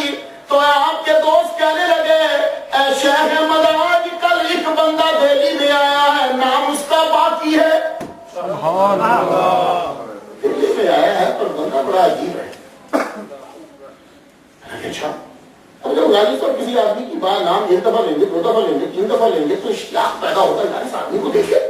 1 دفعہ 2 دفعہ 3 دفعہ تو اشتیاق پیدا ہوا کہ ان کی محفل میں جاؤں. تو یہ خواجہ باقی بلا ہیں, ان کا کام صرف ایک ہی تھا جوانی میں, جتنے مجذوب ملتے تھے ان کے پیچھے بھاگتے رہتے. خواجہ باقی بلا کے پاس فیض آیا مجذوبوں سے, تیغہ سالک کو ہے. جو مرید بنایا وہ سالک, اور سالک بھی ایسا کامل کہ ان جیسا سالک میں نے نہیں. لیکن فیض خواجہ باقی بلا نے لیا مجذوبوں سے. کیا آپ کو پتا مجذوب کبھی دیکھے ہوں؟ کبھی وہ پانی میں چلے جاتے ہیں, کبھی آگ میں کود جائیں گے, کبھی کہیں چلے جنگلوں میں پھریں گے, قبرستان میں ڈیرا لگا لیں گے. یہ مجذوبوں کی عادت ہوتی ہے. تو خواجہ باقی بلا نے فیض دیا مجذوب جاتے جاتے پانی میں, خواجہ باقی بلا پانی میں, مجذوب دوڑتے دوڑتے آگ میں, خواجہ باقی بلا پیچھے کچھ نہیں دیکھنا آگ کے اندر, مجذوب دوڑتا دوڑتا قبرستان میں, یہ اس کے پیچھے پوری 3 دن 4 رات کے پیچھے. مجذوبوں سے فیض لے کر خواجہ باول حق و دین نقشبند کے دربار پہ پہنچے. فیض لے لیا تو یوں بیٹھے ہیں خواجہ باؤدین نقشبند رحمۃ اللہ علیہ کے قبر پہ روزے پہ یوں قریب بیٹھے ہیں. تو آپ کی زیارت ہوئی, فرمانے لگے باقی پہنچ, ہندوستان چل, ہندوستان کی طرف پہنچ, اس لیے کہ خدا کا نائب اتم وہاں آنے والا ہے. ہر ولی کی یہ آرزو ہے کہ وہ میرے سلسلے میں آئے, لیکن مجھے امید ہے کہ وہ ہمارے سلسلے میں ابو بکر صدیق رضی اللہ تعالیٰ عنہ کے سلسلے میں آئے گا. تو پہنچ اور اسے فیض پہنچا. تو بڑی حیران کن بات ہے, ہم جاتے ہیں کنویں کے پاس کہ وہ پانی دے, پیاس بجھائیں, یہاں کنواں پیاسے کے پاس جا رہا ہے. ہم چلتے ہیں کہ ہمیں کہیں کھانا مل جائے ریسٹورنٹ میں, یہاں کھانا اور چیزیں سب خود چل کے ان کے پاس پہنچ رہی ہیں. خواجہ باقی بلا وہاں سے چلتے چلتے چلتے چلتے دہلی پہنچے. دہلی میں آ کے ڈیرا لگا لیا اور روز بندوں کو دیکھتے. آپ کے دربار میں بندے آتے, چہرہ دیکھتے نہیں, یہ نہیں. مریدین بیٹھے, آپ بھی بیٹھے ہیں. اب یہاں گفتگو شروع ہو گئی. آپ کے دوست نے بتایا خواجہ باقی بلا ہے, کیا گفتگو کرتے ہیں, لطف آ جاتا ہے. شیخ احمد سرندی کہنے لگے چلو میں بھی زیارت کروں. زیارت کرنے کے لیے جب وہاں پہنچے, ابھی شیخ احمد سرندی رحمۃ اللہ علیہ نے پاؤں پر خانقاہ میں ابھی پاؤں رکھا ہے. خواجہ باقی بلا کھڑے ہو گئے, فرمانے لگے آ گیا میں جس کا منتظر تھا. پاس بٹھایا, خود خدمت کی. پیر خود خدمت کر رہا ہے. خدمت کی تو پوچھتے ہیں کہاں جانے کا ارادہ ہے. شیخ احمد سرندی کہتے ہیں حضور حج کا دل کر رہا تھا کہ چلا جاؤں, نہیں. فرمانے لگے کچھ دیر اور رک جاؤ, شاید یہی کام ہو جائے, شاید یہی کام ہو جائے, کچھ دیر اور رک جاؤ. اب کچھ لوگوں کی بات نہیں عجیب اثر ہوتا ہے, دل کرتا ہے مان لیں, دل کرتا ہے مان لیں. ٹھیک ہے, 1 دن گزرا, 2 دن, 3 دن, 4 دن باقی. آپ نے کہا, خواجہ باقی بلا رحمۃ اللہ علیہ نے کہا کہ 1 مہینہ رک جاؤ یا 7 دن. چلے کہ وہ 7 دن رکتا ہوں. انہوں نے 2 آپشن رکھے, مہینہ رک جاؤ یا 7. وہ 7 دن رکتا ہوں. 3 دن تو گزر گئے, 4تھے دن اندر لے گئے. خواجہ باقی بلا رحمۃ اللہ اندر لے گئے, بند کر دیا دروازہ بند کر کے نظر جب ڈالی تو 7 دن پورے نہیں ہوئے. قطبیت, فردیت, قیومیت, تینت, اصالت, سابقیت اور مجددیت کی سیٹ پر بیٹھا دیا. اور خود لکھتے ہیں مکتوب میں, پیر لکھ رہا ہے, کہنے لگا, پیر لکھتے ہیں, کہتے ہیں ایک آیا ہے شخص, شیخ احمد اس کا نام ہے, کثرت علم اور قوت عمل, کثرت علم اور قوت عمل کی وجہ سے مجھے لگتا ہے کہ ایک دن وہ سورج بن کر دنیا میں چلتے ہیں. یہ پیر نے جملہ 7 دن میں پورا بیان کیا. فرما لگے اب جاؤ واپس سرحد چلے جاؤ. اپنے مریدین اکثر ساتھ بھیج دیے, کہا آپ جائیے اور اس سے پہلے لاہور سے ہوتے جائیے گا. پیر سے ملے, ملنے کے بعد لاہور آنے لگے. لاہور میں تب طوطی بولتا تھا جمال قلوی کا. لاہور کے پاس سیالکوٹ, سیالکوٹ میں طوطی بولتا تھا عبدالحکیم سیالکوٹی رحمۃ اللہ علیہ کا, جہاں سے علامہ صاحب پڑے ہوئے. عبدالحکیم سیالکوٹی رحمۃ اللہ, سب سے پہلے انہوں نے خط لکھا مجدد الفسانی رحمۃ اللہ علیہ کو. جب بھی مجدد ہوتا آپ کو پتا لوکل ملا دشمن ہو جاتے ہیں. مجدد الفسانی کے لوکل ملا دشمن ہوئے. سب سے پہلے عبدالحکیم سیالکوٹی رحمۃ اللہ علیہ نے خط لکھا اور مجدد وہ خط پکڑ پکڑ کے لوگوں کو دکھائے، فرمانے لگے دیکھو سیالکوٹ سے خط آیا ہے۔ اب اس میں ایک ہی جملہ سناتا ہوں، امام ربانی محبوب سبحانی مجدد الف ثانی، یہ جملہ سب سے پہلے عبدالحکیم سیالکوٹی رحمۃ اللہ علیہ نے لکھا، اور آپ دکھا رہے ہیں دیکھو امام ربانی محبوب سبحانی مجدد الف ثانی، آپ یہ دکھا رہے ہیں عبدالحکیم سیالکوٹی رحمۃ اللہ علیہ، اللہ تعالیٰ نے ان کا من کھول دیا، خدا تعالیٰ نے ان کو بھی فیض عطا کیا۔ جمال طلوی یہ بھی بہت بڑے علامہ تھے، یہ دونوں اس دور کے ٹاپ کے علامہ تھے جن کے مدرسے چلتے تھے اس دور میں۔ اور جمال طلوی رحمۃ اللہ علیہ جو ہیں یہ تو ننگے پہنچ جایا کرتے تھے داتا صاحب کے دربار میں، ننگے پہنچ جاتے اور کچھ نہیں کھاتے تھے، مہینوں گزر جاتے۔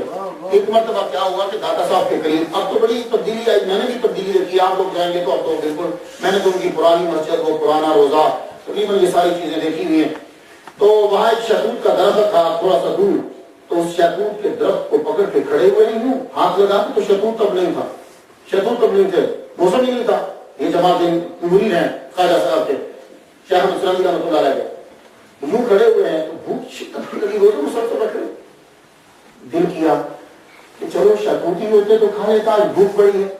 کہ بابا جی دم سے نمودار ہوئے اور انہوں نے یوں شہتوت پکڑا ہے، تو آپ دیکھنے لگے کہ شہتوت تو اوپر ہے نہیں، شہتوت دیے تو کہا یہ کھا لو، تو شہتوت لے کے کھانے لگے۔ روزہ افطاری کا وقت تھا، تو روزہ افطار کیا تو مڑ کے دیکھنے لگے تو کہتے ہیں کہ ہو سکتا ہے کہ یہ بابا جی راکا صاحب ہی ہو۔ مڑ کے جب دیکھا تو تب وہ جلوہ فرما کے اور مسکرا رہے تھے، کہنے لگے روز تو ہمارے پاس آتا تھا، ہم نے کہا چلا جا ہم تیرے پاس چلے جاتے۔ یہ ہے جمال طلوی۔ جب مجدد الف ثانی لاہور تشریف لائے، آپ ہاتھ جوڑ کے کھڑے ہوئے، آپ نے ان کی ارادت میں شامل ہوئے، مرید بنے، فیض لیا، بنگال میں فیض آپ کا پہنچا، شیخ حمید آپ کے مرید بنے، پہلے سخت مخالف تھے لیکن جب آپ کی گفتگو سنی تو مجدد الف ثانی رحمۃ اللہ کے مرید ہو گئے، اور جب جانے لگے تو کہنے لگے میں بنگال جا رہا ہوں، اے مجدد مجھے اپنے نالین دے دو۔ مجدد الف ثانی کے دونوں نالین، آپ کے دونوں نال، یہ دونوں نالین جب لیے، لے کے شیخ حمید الدین نے سر پہ، حمید رحمت اللہ علیہ نے سر پہ رکھ لیے۔ اتنا بڑا مفتی و محدث و مفکر و علامہ، بنگال میں جس کا توتی بولتا ہے، لوگ جس کے مرید مدرسے میں پڑھنے آتے ہیں، مجدد الف ثانی کے نالین اپنے سر پہ رکھ کے بنگال کی جانب چل پڑے۔ بنگال پہنچے، اور آج بھی اگر کوئی بنگلہ دیش کا آدمی ہے، کئی عرصہ تک آپ نے وہ نالین لے جا کر ایک چبوترے کے پاس آپ نے دروازے کے قریب وہ نالین ڈھونڈ لٹکا دیے۔ جو آدمی بھی بنگلہ دیشی آتا، آپ کا مرید کہ مجھے بیماری ہے، کہتے ادھر آؤ، پانی کا پیالہ دیتے۔ مجدد الف ثانی رحمۃ اللہ کے پاؤں کی جو نوک تھی، اس کی نالین کی نوک، نال کی جوتا مبارک کی، وہ اس میں تھوڑی سی ملاتے جاتے، جا پی، جتنی بھی بیماری ہوگی آپ دور فرما دے گا۔ جو بڑے عرصے تک تو ابھی تو مجھے معلوم نہیں، کہتے جا بھی یہ سلسلہ جاری ہے۔ تو بدخشاں میں، خراسان کے اندر، تورا کے اندر، ہر جگہ آپ کے مریدین پھیلنے لگ گئے۔ جب آپ لاہور سے واپس جانے لگے تو رستے میں خبر آئی کہ خواجہ باقی باللہ دنیا سے کوچ فرما گئے۔ خواجہ باقی باللہ وصیت فرما گئے، کہنے لگے سنو میرے مریدوں، تم سب کے سب مجدد کے سامنے کھڑے ہو جانا ہاتھ باندھ کر، اور یہ یاد رکھو کہ انہی سے آگے فیض چلے گا، اور یہ میری وصیت ہے کہ تم سب نے انہی کی ارادت۔ لیکن آپ کو پتا ہے کہ رش یہاں سے جو بھی کہنی چاہیے تو ہوتا ہی ہے۔ کچھ مریدوں نے انکار کر دیا خواجہ باقی باللہ کے جانے کے بعد کہ ہم اس کی ارادت میں نہیں آئیں گے، مجدد کو ہم تسلیم نہیں کرتے۔ ان میں شیخ تاج بھی شامل تھے، بہت بڑے علامہ تھے، وہ بھی نہ مانے۔ آپ جب گئے تو کچھ مرید تو آپ کے سامنے آ گئے اور کچھ مریدوں نے آنے سے انکار کر دیا۔ آپ وہاں فاتحہ پڑھی رہے، اس کے بعد سرہنگ آپ واپس تشریف لائے۔ سرہنگ آپ واپس تشریف، ایک سال کے بعد جب دوبارہ مجدد الف ثانی رحمۃ اللہ علیہ گئے تو دوبارہ جب آپ گئے ہیں تو پھر سب کے سب مریدوں کو خواب کے اندر حضور صلی اللہ علیہ وسلم نے اتنی سرزنش کی، شیخ تاج سمیت۔ اب جب اس کی محفل ہو رہی ہے، لیکن یہ بھی اس کرتے تھے خواجہ باقی باللہ، اس کی جب محفل ہے تو سارے مولویوں نے اپنی پگڑیاں اتاری، اپنے تب اللہ پگڑیاں پہنتے تھے، مولوی سب پہنتے تھے، تو پگڑیاں اتار کے گلے میں یوں پٹکا بنا کے مجدد الف ثانی کے سامنے دلی کے سارے علماء معافی کے لیے حاضر ہوئے، حضور نے معاف فرمائے اور اپنی ارادت میں شامل کرے۔ اکبر بادشاہ کہ دربار کے اندر بدتمیزیاں چل رہی تھی، آپ کے مریدین جب تعداد بڑھی تو اس کے اندر صدر جہاں مرتضیٰ خان، خان اعظم، یہ سب سے بڑے لوگ تھے گورنمنٹ کے جو ٹاپ کے تھے. خان اعظم اور اکبر بادشاہ نے ایک ماہ کا دودھ دیا تھا. تو خان اعظم کی بات جو ہے وہ ٹالتا نہیں، اس لیے خان اعظم اکبر بادشاہ کو ڈانٹ نہیں دیتا، حقیقت مذاق بھی کر دیتا. اکبر بادشاہ نے جب یہ ساری اصطلاحات نافذ کر دی، اصطلاحات نافذ کی، تو خان اعظم نے سب سے پہلے روک، اور مجدد الفسانی رحمۃ اللہ علیہ نے خط لکھا، فرمان لگے اکبر بادشاہ کو روکو ان چیزوں سے، اسے باز کرو، اسے کہو کہ یہ اصطلاحات ختم کرو اور یہ بدعات ساری ختم کرو، محمد مصطفیٰ صلی اللہ علیہ وسلم کی سنن پر عمل ہونا چاہیے، میرے نبی نے جو فرمایا اس پہ عمل ہو. اکبر بادشاہ ڈر گیا. وجہ یہ ہے کہ جب یہ مجدد الفسانی جس دن پیدا ہوئے تھے اس دن اس نے خواب دیکھا تھا کہ شمال کی طرف، دلی سے شمال کی طرف سے ہوا چلی ہے. اس ہوا نے تخت سمیت بادشاہ کو، اکبر بادشاہ کو اڑا کے پھینک دیا. 7 دن تک اکبر بادشاہ کی زبان نہیں ہلی تھی. زبان سے کچھ لفظ، اتنی حیبت کہ زبان سے کچھ بولا ہی نہیں جاتا. اب جب آپ کا یہ لیٹر پہنچا تو کچھ کام گیا. کیا لگا ٹھیک ہے اعلان کروا دو کہ جو چاہے وہ عمل کرے، جو چاہے وہ عمل نہ کرے. اس کے لیے ہم ایک دن دربار لگاتے ہیں.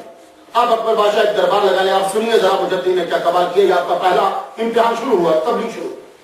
اکبر بادشاہ نے اعلان کر دیا میرے محل کے اندر 2 دربار لگیں گے، ایک دربار اکبری، ایک دربار محمدی. دربار اکبری بھی سجایا جائے گا، دربار محمدی سجایا جائے گا، اور لوگوں کو اجازت ہوگی جو چاہے ادھر آ جائے، جو چاہے ادھر آ جائے، جدھر چاہو چلے جاؤ. اس کے بعد تم پکے. مجدد الفسانی رحمۃ اللہ کو بتایا گیا کہ حضور اکبر بادشاہ نے اعلان کیا کہ 2 دربار لگیں گے. آپ نے فرمایا اس کو کہہ دو یہ بدتمیزی مت کرو، تم تباہ ہو جاؤ گے. ایسا مت کرو، دربار محمدی ہی ہے، اپنا دربار ان کے برابر میں مت لگاؤ. لیکن اس نے اعلان کر دیا دربار لگا. اب سنیے دربار کیسے لگا. اپنے قریب اس نے دربار اکبری لگایا، ریشم منگوایا گیا، ریشم کی چادریں بچھاؤ، ریشم لگاؤ، خوبصورتی، پودے لگاؤ، دربار خوبصورت ہونا چاہیے، لکڑی ٹاپ کی استعمال ہونی چاہیے، تمام بہترین جو شاہی باورچی ہیں وہ کھانا پکائیں، کھانے کی تمام اقسام وہاں رکھی جائیں. یہ دربار اکبری کی سائن ہے. اور برابر میں مقابل میں دربار محمدی بنا دی. پرانی لکڑی، اسٹیج گھٹیا، اور کھانے جو ہیں وہ کہ بد مزاج کوئی عام آدمی بھی نہ کھائے. اور کہا اب تمہارا اختیار ہے کہ جو دربار محمدی میں جانا چاہتا ہے وہ ادھر چلا جائے، جو دربار اکبری میں جانا چاہتا ہے وہ ادھر چلا جائے. جب مجدد الفسانی رحمۃ اللہ علیہ کو پتا چلا، آپ نے فرمایا میں خود اب جاؤں گا. یہ آپ کی دربار میں انٹری ہے پہلی. فرمایا کہ ہم جائیں گے. اپنے مریدوں کو لیا، بادشاہ نے اعلان کر دیا. اوپر وہ بیٹھا ہوا بالکنی میں، نیچے دربار اکبری بھی لگ گیا، دربار محمدی بھی لگ گیا. دربار اکبری لگا ساری خوبصورت چیزیں، دربار محمدی لگا کوئی بھی خوبصورت چیز اس نے نہ رکھی. مجدد الفسانی خان اعظم کے ساتھ، مرتضیٰ کے ساتھ، صدر جہاں کے ساتھ، اپنے مریدین کے ساتھ آپ دربار محمدی میں جا کے بیٹھ گئے. دربار اکبری میں لوگ بیٹھنے لگے. ایک سید زادہ دربار محمدی سے اٹھ کے دربار اکبری میں جانے لگا، اس لیے کہ وہ اکبر بادشاہ کا ملازم تھا، میری ملازمت بچ جائے. جب وہ اٹھ کے جانے لگا، مجدد الفسانی کا ایک مرید بولا اے سید زادے، کل جب قیامت کو تیرے نانے کا دربار لگے گا پھر کدھر جائے گا. سبحان اللہ، سبحان اللہ. اتنا جملہ کہنا تھا کہ سید زادہ بیچ میں واپس پڑ گیا. نوکری گئی بھاڑ میں. مجدد الفسانی رحمۃ اللہ کے ساتھ بیٹھا. مجدد الفسانی جب روٹی شروع ہوئی، وہ اکبر بادشاہ اوپر دیکھ رہا، نیچے لوگ روٹی کھا رہے ہیں، یہاں مزے مزے کے کھانے. دربار محمدی میں کوئی ذائقہ بھی ٹیسٹی نہیں. آپ جب کھانا شروع کیا تناول، خان اعظم آپ کے ساتھ ہے، مرتضیٰ ہاں، صدر جہاں، آپ کے مریدین، غنی ادھر، باقی سب ادھر.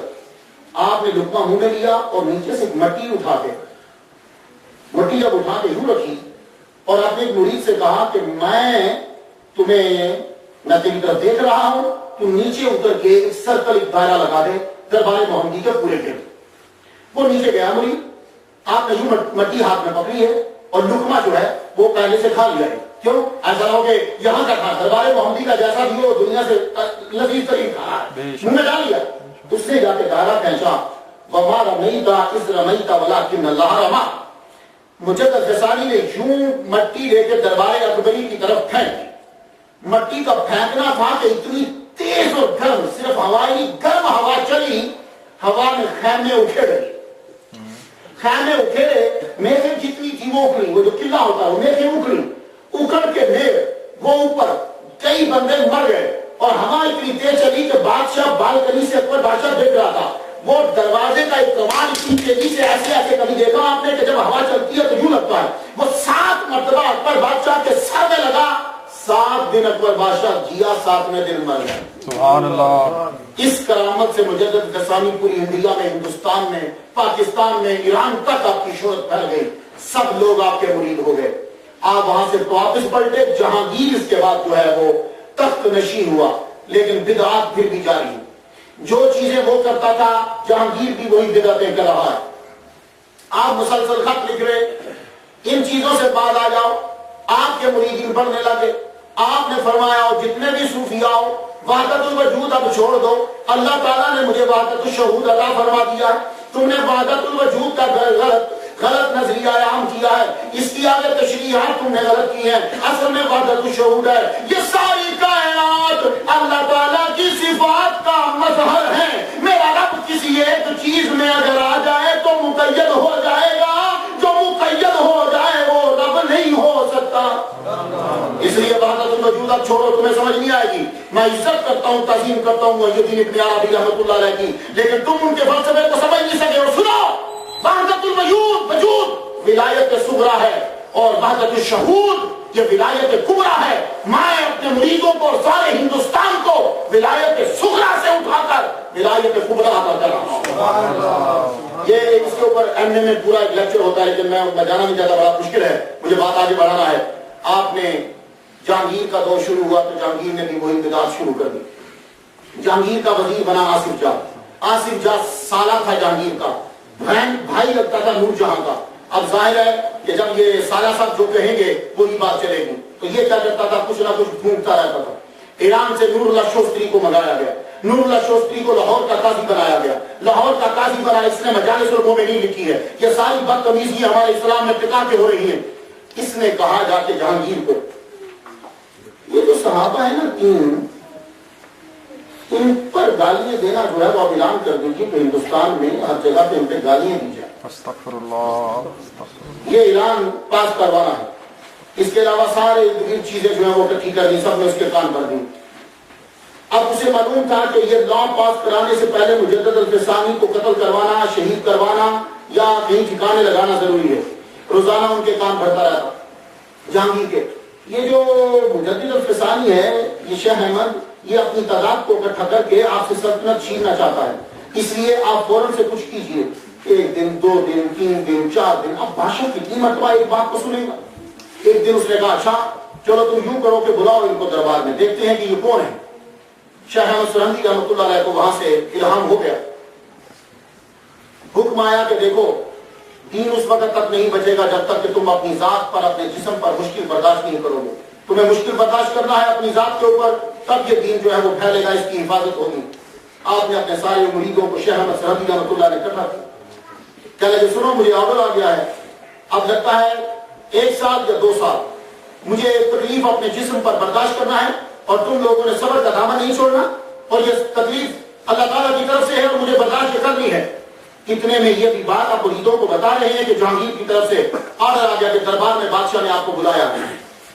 مجدد الفسانی رحمۃ اللہ کی 1600 خلافات، 1600 1006 بعد میں 1600، یہ تو صرف خلافات ہیں، مریدی نہیں بتا رہا میں آپ کو. 1006 آپ کے خلافات ہیں. آپ نے سارے چھوڑے، اپنے دونوں بیٹوں کو چھوڑا، صرف 5 مرید لے کر جہانگیر کے دربار میں پہنچے. جہانگیر کے دربار میں جب آپ پہنچتے ہیں تو وہاں یہ ضروری تھا کہ جو ہی دربار میں داخل ہو وہ فوراً سے پہلے سجدہ کرے. حضرت مجدد الفسانی رحمۃ اللہ داخل ہوئے تو آپ نے نہ تو سلام کیا نہ ہی سر کو جھکایا، بلکہ سر نارمل یوں ہوتا ہے. مجدد الفسانی یوں کر کے داخل ہوئے، یوں اوپر دیکھ رہے اور سلام نہیں کیا. سامنے شامل ہوتے جہانگیر بادشاہ کہتا ہے آپ نے ہمیں سلام نہیں کیا. آپ نے فرمایا مجھے پتا تھا کہ تو تکبر کی وجہ سے جواب نہیں دے گا، اس لیے نہیں کیا. اور سر نہیں جھکایا، فرمایا جی ہمارا سر صرف رب کے آگے جھکتا ہے. سبحان اللہ. آصف جہاں نور جہاں کا بھائی قریبی کھڑا تھا، صاحب بادشاہ کہا دیکھا دیکھا میں آپ کو کہتا تھا یہ آپ کا ادب نہیں کرتا، اب آپ کی پورے دربار میں بے عزتی ہوگی، سر جھکوائیے. تو جہانگیر بولا تو سر تھوڑا سا یوں کر دیجیے. فرمانے لگے بھلے سے یوں کرنے سے کچھ نہیں ہوتا، پر تیرے دربار میں نہیں کروں گا. میں تیرے دربار میں یوں تبدیلی کروں گا. آپ حیران ہو جائیں گے کہ تاریخ لکھتی ہے اور یہ ہندو نے اس بات کو نقل کیا ہے. کہتا میں دربار میں بیٹھا ہوں اور یہ ہندو جو ہے یہ قلعہ گوالیار جانے سے پہلے جس خانے میں تھے وہاں کا یہ رکھوالا تھا اس کی حفاظت دربار میں بیٹھا ہے. 10 آدمی آصف جاں کے کہنے پر جہانگیر نے بھیجے کہ پکڑ کر دبا کے اس کا سر جو ہے وہ نیچے کر دو. یہ بادشاہ کے دربار میں سر نیچے نہیں کرتا. آپ کی گردن پتلی تھی, موٹی گردن نہیں تھی. مجھد غسانی رحمۃ اللہ علیہ سبحان اللہ, کیا آپ کا داڑھی مبارک, یہ تو ہو نہیں سکتا کہ سنت کے داڑھی کو. مجدد جو ہے وہ حکومت کو لتاڑتا ہے اور سنت کو سنوارتا ہے. یہ مجدد کی علامت ہے. وہ حکومت کو لتاڑے گا, مذہب کو نکھارے گا. امامہ شریفہ پہنتے تھے یوں, یہ بیچ میں لٹکاتے تھے, یہ بھی دیکھا یوں دونوں بیچ میں لٹکانا. شلوار آپ اوپر رکھتے تھے, سنت بڑا کھلا کرتا شریف جو ہے وہ آپ پہنتے تھے. اور میں نے ایک جگہ پڑھا ہے کہ آپ مسواک موبائل یہاں لٹکا کے رکھتے تھے, مسواک یہاں لٹکا کے رکھتے تھے. اور سنت کے پابند, کوئی سنت آپ نہیں چھوڑتے تھے. اللہ پر جل شانہ ولی ہوتا ہی وہ ہے جو سنت کا پابند ہوتا ہے. ولی پانی یہ علامہ غالب صاحب بلا کہتے ہیں, ہمارے جو صوفیاء کرام ہوتے ہیں وہ عالم ہوتے ہیں, قرآن اور حدیث کے وہ پابند ہوتے ہیں. وہ ایسا نہیں ہوتا کہ وہ قرآن اور حدیث کو الٹ کریں گے, چرس پی کے آپ کو تبلیغ کریں گے, ایسا نہیں ہوتا. ہمارے وہ ولی ہے ہی نہیں ہے. حضرت شبلی رحمۃ اللہ علیہ, نام بہت لوگوں نے سنا ہے. حضرت شبلی رحمۃ اللہ علیہ جو ہے یہ بڑے ٹاپ کے تھے. حضرت ابوبکر شبلی نے بولا جاتا ہے. نام ان کا تو جعفر بن یونس ہے. نام ان کا جعفر بن یونس ہے. بہت بڑے حاکم ہیں. ان کے ابا, ان کے چاچا جو خود بہت بڑے ٹاپ کے امیر ولی اللہ ہیں. یہ جو قریب برابا ہیں, یہ نہامت کے حاکم تھے. حضرت شبلی رحمۃ اللہ علیہ, نام ان کا جعفر بن یونس ہے. شبلی کہتے ہیں شیر کا بچہ. تو شبلی جو ہے جنید بغدادی رحمۃ اللہ علیہ کے پاس آئے. آپ کو بتائے کہ پیر کو پتا ہوتا ہے اس مرید کی, اور استاد کو نہیں پتا ہوتا ہے شیخ کی تربیت کیسے کرنی ہے. حضرت شبلی اتنے بڑے حاکم ہونے کے باوجود, خیر نساج رحمۃ اللہ علیہ کے سفارش کے باوجود, سری سکتی سیگنی تعلقات خیر نساج ان کے مرید پیر بھائی نے بھیجا ہے, لیکن پھر بھی دھیان نہیں چھوڑ دی. ایک پورا مہینہ گزر گیا. 1 مہینے کے بعد حضرت شبلی رحمۃ اللہ علیہ جانے لگے. ابھی نیا داخل ہوئے تھے تصوف میں, نئی حکومت چھوڑی تھی. دبا بڑے ایسی حکومت میں مجھے یہ روکنی نہیں کرنی. ابھی وہ چیز تھی بیچ میں کہ میں نہامت کا حاکم رہا ہوں. یہ حضرت جنید بغدادی پوچھتے ہیں, ہاں کہاں جا رہے ہو, پتا تو کہ کون ہے میرے خاندان, کہاں جا رہے ہو. پورا مہینہ حضور گزر گیا, کوئی کرامت ہی نظر نہیں آئی. یہ حضرت شبلی کہہ رہے ہیں کوئی کرامت ہی نظر نہیں آئی. فرمانے لگے اس پورے مہینے میں ہمیں تم نے کوئی ایسا کام دیکھا کہ نبی نے کیا ہو اور ہم نے نہ کیا ہو. اتنی بات کر کے نکال دیا, شبلی کو دربار سے نکال دیا. اب یہاں ادا دیکھنا جملہ پورا ہو گیا جو سنا دے گا, ادا سنانی. شبلی رحمۃ اللہ علیہ 1 ماہ کے بعد پھر جنگل میں پھرتے پھرتے آ گئے. السلام علیکم. جنید بغدادی رحمۃ اللہ نے وعلیکم السلام تو کیا دیا, ہاتھ پکڑ کے منہ مار دیا. کیوں؟ یہ تربیت ہے, یہ سمجھ نہیں آئے گی. یہ پیر ہی سمجھے گا کہ یہ وہ ایسا کیوں کرے. وہ پھر چلے گئے واپس. حضرت شبلی مہینے کے بعد پھر آ گئے. السلام علیکم. وعلیکم السلام. ہاتھ رکھ دیا. 3 مہینے پھر آ گئے شبلی رحمۃ اللہ علیہ. اب جملہ سننا, یہ ادائیں ہیں, یہ اب اعتراض نہ کریں, یہ ادائیں ہیں. جب وہ ہاتھ جھٹکنے لگے گا, کہتے ہیں جنید بغدادی سے, آپ تو کہتے ہو کہ میں سنت کے خلاف کام کوئی نہیں کرتا, یہ ہاتھ جھٹکنا کون سی سنت ہے؟ یہ ہاتھ جھٹکنا تو ہے. کیا مسکراہٹ آئی حضرت جنید بغدادی رحمۃ اللہ پہ, آپ نے سینے سے لگا. فرمانے لگے میں تیرے دل سے وہ حاکمیت کا جراثیم ختم کرنا چاہتا تھا کہ وہ تیرے ذہن میں حاکمیت کا جراثیم نہ رہے, ورنہ ہم جانتے ہیں اللہ کا جل شانہ. تو بھائی یہ عالم, ان کی کیا چہرہ مبارک دربار میں داخل ہوئے. 10 بندوں نے پکڑ کر آپ کے سر کو دبایا. گردن کی پتلی سی, ناک میں سے خون نکل آیا پر گردن نہ جھکا پا. تو ہندو بیٹھا ہوا اتنا متاثر ہوا آپ کے جذبے سے اور حقانیت سے, جہانگیر نے کہا فوراً پکڑ کے ان کو لے جاؤ. ہندو کھڑا ہوا, جی میں لے جاؤں ان کو اپنے قلعے کے اندر قید کر دوں, وہاں سخت نظر رکھوں گا. جہانگیر نے کہا تم لے جاؤ.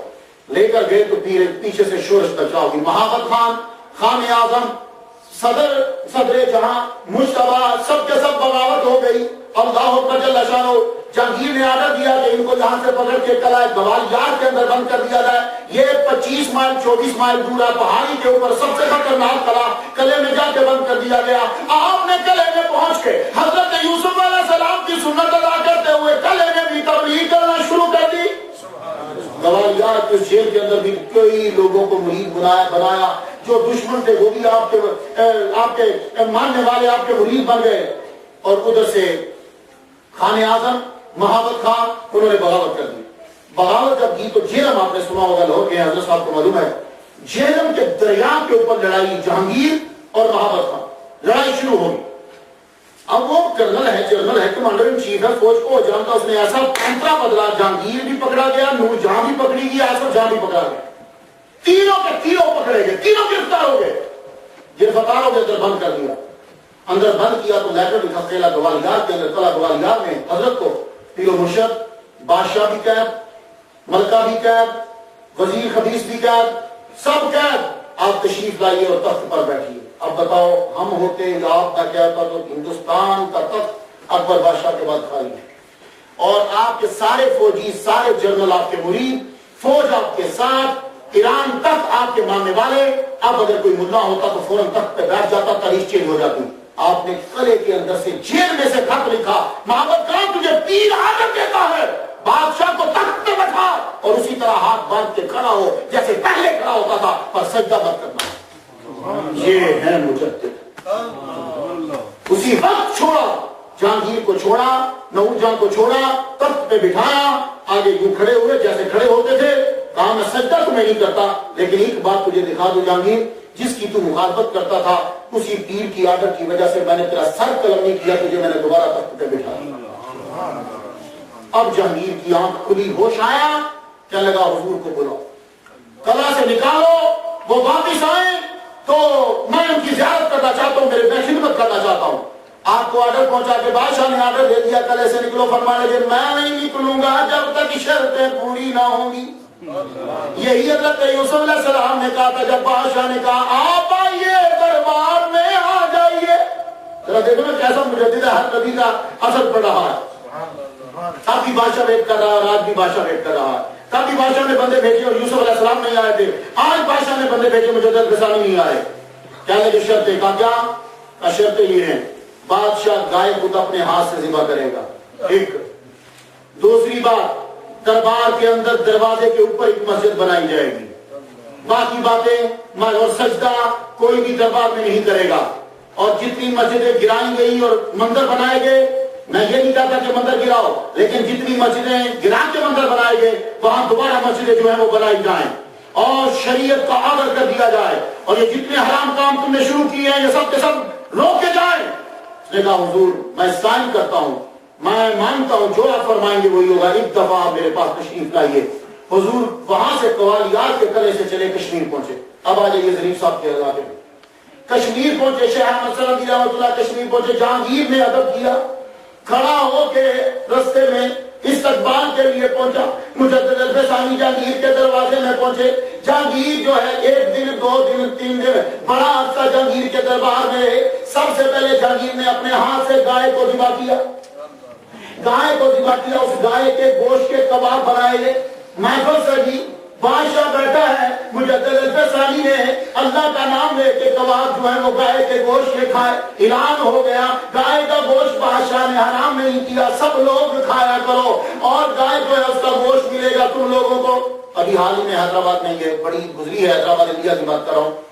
وہاں کسی نے بڑی، ابھی معلوم نہیں ہے سچویشن کا، وہ مجھے معلوم ہے، وہ گائے ذبح کر ڈالی مسلمانوں نے. ہندوؤں نے غصہ ہو گیا، لڑائی شروع ہوگی، کرفیو لگنے کا بھی اندیشہ تھا. لیکن میں کلپ دیکھ رہا ہوں کہ ہندوؤں نے کیا کیا، کسی مسلمان نے گائے ذبح کی تھی، اس کا سارا گوشت اٹھا رکشے میں ڈالا، رکشے میں ڈال کے لے گیا تو گندے نالے میں پھینک رہا. تو وہ پورے کسی نے پتہ نہیں اپنے نہیں بھر کے ڈال دیے فیس بک پہ، گائے بھی دے رہا تھا مسلمانوں کو اور گائے پکڑ کے گندے نالے میں پھینک رہا. تو اگلے بندے نے کہا اور ظالم تو اپنی ماں کی کتنی ادب کر رہا، یہ گائے اگر مسلمان کھا جاتا تو تب زیادہ ہوتا، تو ماں اٹھا کے گندے نالے میں پھینک رہا، یہ ماں کا ادب ہے.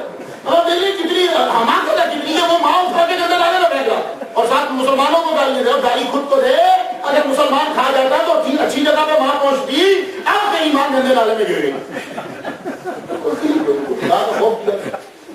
اسی لیے کہتے ہیں شرک انسان کی مت مار دیتا ہے. یہی وجہ ہے شاید ہندو رام اور ہنومان کا منظر کٹھا نہیں بناتے، ورنہ مسئلہ بن جائے ہنومان کا لگا بنا دیتے ہیں. اور اگر کسی جگہ کٹھا بن گیا رام اور ہنومان کا منظر اور کسی کی بیوی گم ہو گئی اور وہ گیا رام کے پاس، رام کرپا کرو میری بیوی مل جائے، تو رام کہے گا وہ ہنومان کے پاس جا، میری بیوی بھی اس نے لے ڈھونڈ کے دی تھی۔ خدا کا خوف کرو یار، اللہ بھلا کرے ان مجددوں کا، اللہ بھلا کرے ان لوگوں کا جنہوں نے شرک سے ہم لوگوں کو بچا لیا، شرک سے بچا لیا۔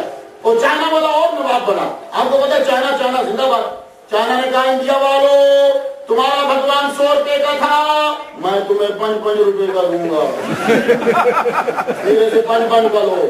لیکن جھوٹی بات نہیں کر رہا، انڈیا کی اخباروں میں خبریں آ گئی، غریب کا ایک ہی ہنر تھا گلی محلے کا، وہ بھی چائنا نے چھین لیا۔ تو دیکھو جس کا بھگوان 5 روپے کا ہوگا وہ تمہیں 10 روپے کیسے دے گا؟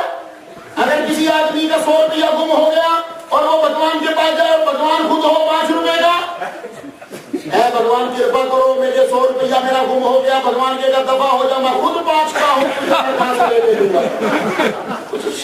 شرک انسان کی مت ماری، اسی لیے مشرک کا چہرہ دیکھو گے تو تم لوگوں کا روح اور جسم نفرت کرے گا کہ اسے اٹھ جاؤ، شرک سے بچ جاؤ۔ یہ شرک بہت بڑی بیماری ہے۔ میں پڑھ رہا تھا کہ ہم مسلمان کیوں ہوئے، اس کے اندر میں نے پڑھا ایک ہندو کی بیوی مسلمان ہو گئی، وہ جج تھا، اس کی بیوی مسلمان ہو گئی، تو پوچھا گیا کہ آپ مسلمان کیوں ہوئی ہیں؟ کہنے لگی میں راجستھان میں میرے خامد کی اپوائنٹمنٹ ہوئی، راجستھان میں میرے خامد جج لگے، وہاں چونکہ ہم جج تھے ہمارے پاس مسلمان عورتیں بھی آتی تھیں اور ہندو عورتیں بھی آتی تھیں۔ ہندو عورتیں بڑی بن سنور کے آتی تھیں، زیور پہننا، کپڑے اچھے، خوشبو لگانی میرے پاس بیٹھتی تھی، اور مسلمان عورتیں بیچاری غریب، راجستھان کے مسلمان کتنے امیر ہوں گے، چند اس دور کی بات کر رہا ہوں، تو وہ بڑی غریب عورتیں تھیں، لیکن میں ایک چیز محسوس کرتی تھی، جب ہندو عورت میرے ساتھ بیٹھتی تھی نا تو ایک عجیب قسم کی بدبو آتی تھی، اور مسلمان عورتیں بیچاری آتی تھی تو حالانکہ پرانے کپڑے اور پسینے میں شراب سمٹائی ہوتی تھی، لیکن ان سے وہ بدبو نہیں آتی تھی۔ تو میں نے بڑی تحقیق کی تو پتا چلا یہ شرک کی بدبو ہے، جو یہ نہائی دھوئی ہوئی اور خوشبو والی عورتوں سے بھی وہ بدبو آ رہی ہے۔ تو مجدد فسانی نے اس چیز سے ختم کیا تھا، دیکھو اللہ اکبر چلا چلو، یہ دربار سے ہٹاؤ یہ چیزیں، یہ کیا تم نے لگا؟ ابو الفضل کا، آپ کو پتا ابو الفضل پہ کیسے مرا؟ ابو الفضل کی گردن کاٹ دی گئی، سر کاٹ کے لٹکا دیا گیا۔ تو جو دین پڑھتے ہیں دنیا کی خاطر ذلیل و رسوا ہو جاتے ہیں۔ ابو الفضل کہ جس نے قرآن کی تفسیر بے نقطہ ہی لکھی ہے، اسے کوئی نقطہ نہیں اس کے لفظوں، جو بھی وہ لفظ لکھتا ہے ایسا حرف نہیں لکھتا کہ جس کے اندر نقطہ ہو۔ اور پتہ ہے آپ کو یہ مدد کس سے لیتا تھا؟ مجدد الفسانی رحمۃ اللہ علیہ سے۔ پتہ ہے مدد کس سے لیتا تھا؟ لاہور کے علماء سے مدد لیتا تھا کہ اب اس جملے کو میں نے بیان کرنا ہے ان لفظوں میں کہ جس میں نقطہ نہ آئے۔ تو جمال طلبی رحمۃ اللہ علیہ حضور کے مریدین اس کی ہیلپ کرتے، مجدد الفسانی کہتے، تو جہاں ابو الفضل کا علم بڑھ جاتا تھا مجدد الفسانی اس کی رہنمائی فرماتے تھے کہ میرے نبی کی تعریف ہے، چلو کوئی بات نہیں ہم تمہیں بتاتے ہیں۔ تو جہانگیر کے دربار مسجد بنی، سب سے پہلی جماعت کشمیر کی اس دربار کے مسجد کے اندر مجدد الفسانی رحمۃ اللہ علیہ نے کروائی۔